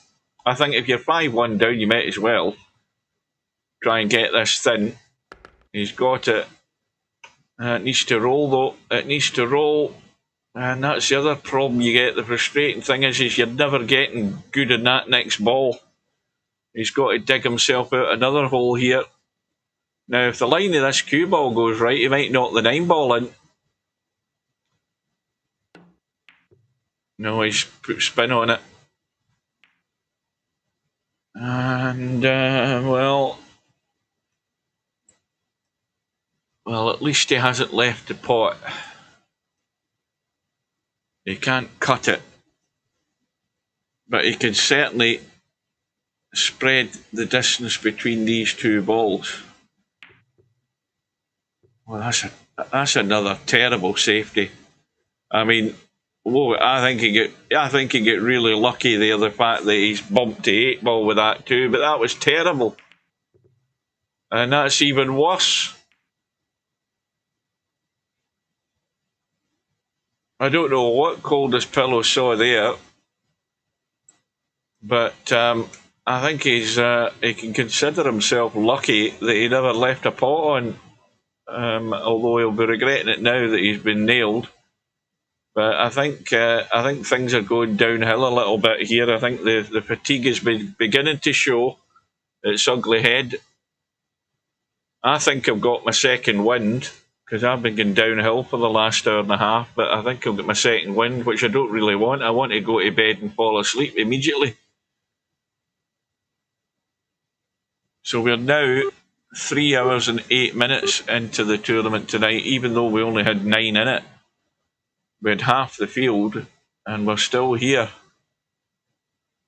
Although 1 or 2 of the matches did go hill, has to be said.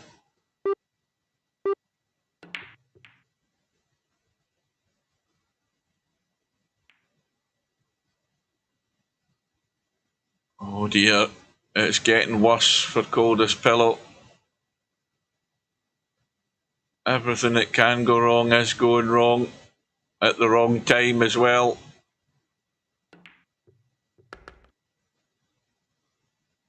Well, I think it might be getting to that point where Coldespillo just wants it all to be over one way or another. He's still got a chance, though, but he really needs to have a lot of assistance, I think. Inspector Don would have to play a big part in it. And there would have to be a rash and run of racks for Coldespillo should he get the opportunity.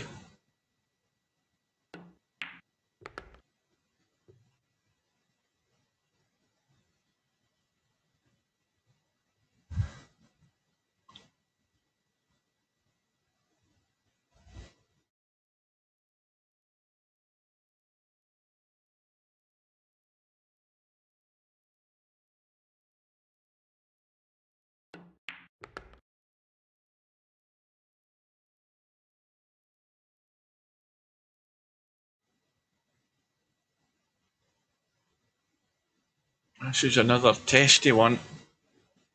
Cue ball's got a lot of distance to go here.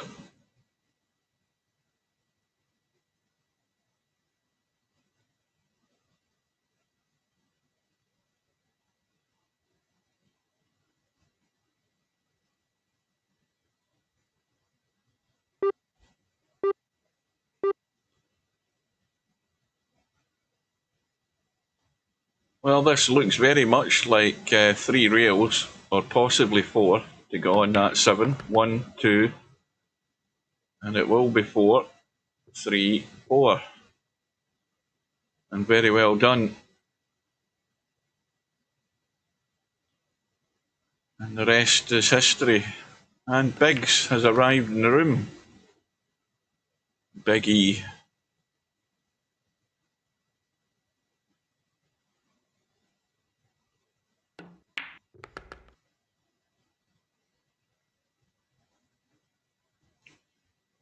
So 6-1 to Spectre Dawn. And it looks like a procession to regaining his title so far.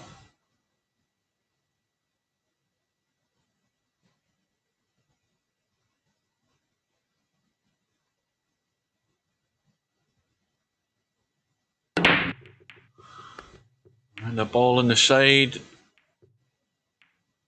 And no shot in the one.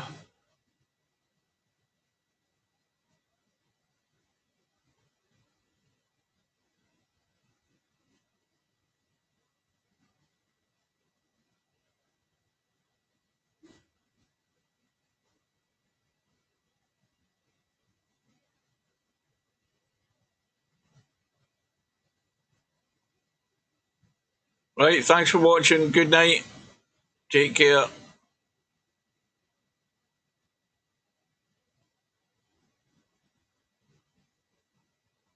That's why I said you're the geezer from the geezers. The land of the geezers. You say geezer, I say geyser.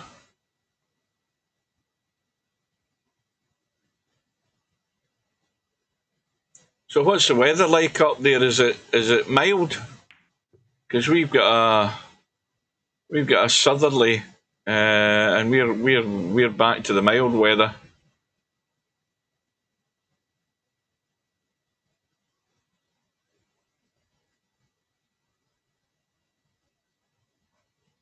Is that volcano still spewing out lava? Because we had all the webcams on for a few weeks there with the big fountains of lava that we were watching. So you've got the same mild weather at the moment as well. I think. Well, no sooner do you think winter's over, but it bites up and jumps up and bites you in the backside. But our forecast for next week is to be fairly dry as well. Well, here we go. Spectre Dawn's got ball in hand again. We will have a new volcano eruption at the beginning of February. What are these? Are these sending in communications saying when they're about to erupt? Have you got a TV schedule for them? That sounds too predictable, knowing that it's going to happen in February. So what are we? What is the date? We're at the end of January, so maybe a week or two to wait. Well, here's hoping it's exciting enough to make the headlines and make the TV news. The magma's building up fast, so they're taking readings saying that it's very, and their land's rising as well. That isn't a good sign. Yeah, it's about to pop. When you just think about all that free energy that you have up there in Iceland.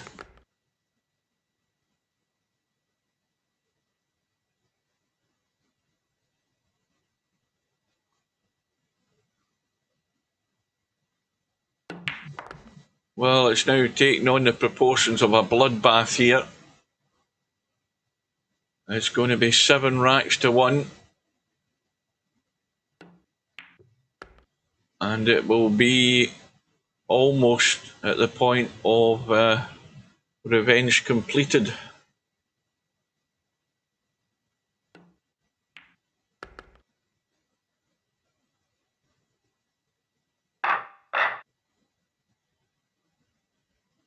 Well, now all the chat is working on my phone. There is no chat working on the live stream. It is stalled. It's actually, the live stream's chat has stalled about 10 minutes ago since Biggs arrived. In fact, he jinxed it. He broke it. He was the last person to type anything that came up in the chat on the screen. but looking at the chat on my phone, it's the one that's working okay. I don't know what the hell's going on. Meanwhile, Spectre Dawn seems to have come up dry. But again, poor old Coldest Pillow isn't getting a shot. He's not getting left anything where it's comfortable to pot anything or come up with anything constructive other than just a safety. And this might be a billiard stun on to the 9 to try and pot the 6 here. I don't know whether he can get enough of that one. Probably not. No, nowhere near it. Nowhere near it. He's trying to jump over the edge. It's a bit of a distance to jump, but he's got it. And he almost got the stun onto the 9, but the 9 went around the corner and avoided the 6 completely. And again, look where the cue ball's finished. The ones, poor old Coldest Pillow, can't get a roll of the ball. He can't get anything that's comfortable to get started.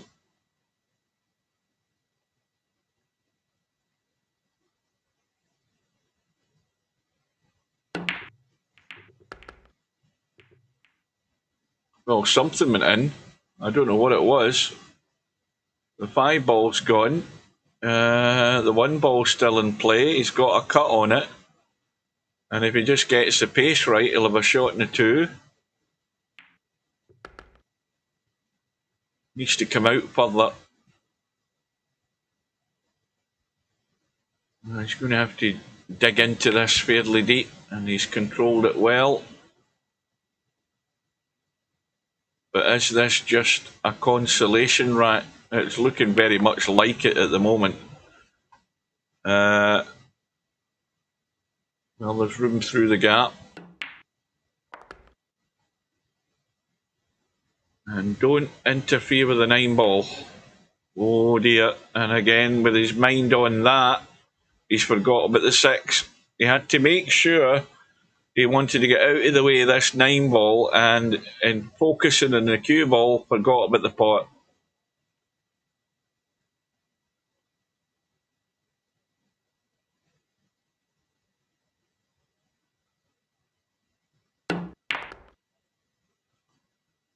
Oh, and this is going nowhere. But that's what happens when you get a ball stuck in the pocket. It's very difficult to judge controlling the pace. Well, he could have a go at the cross bank here, past the back of the 8 ball. He might as well have a blast at it, or he can have a cut up to the top corner as we look. He's trying to get to the hill. Neither of them are easy. But I think with the lead that he's got, he'll have a go at it. I mean, if he was sitting good enough, he would have just rolled through and nailed him to the 8, but he can't, because that 7 ball's going to push the 8. So he's got to watch this extension, because his time's running out. Got to hit the ball now. And he's nailed it. Absolutely spot on. Never a doubt. Right on a beeline to that corner pocket. He's going to have to repeat the same thing. No, he isn't. He's taking the 8 ball into the side. And now he's on the hill. The time is 19 minutes past 10, so 3 hours and 20 minutes. And we're almost done.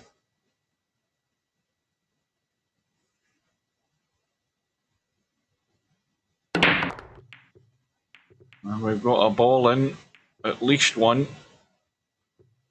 He's plumb on the one into the side. How's the angle?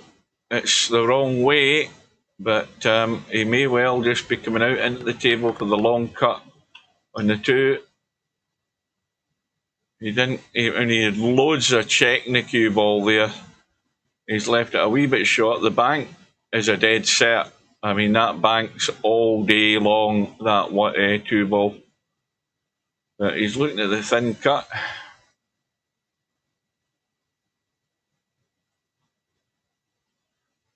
If this was slim, I would have nailed that bank 5 minutes ago.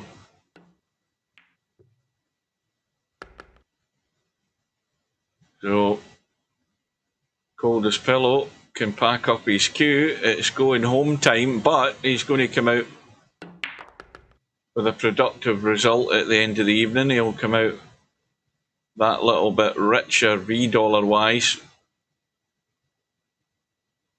Spectre Dawn will come out with Revenge Complete as part of the deal, regaining his title, getting revenge over the defeat he had earlier in the tournament from Coldest Pillow, and revenge has been exacted by 9 racks to 1 in the final.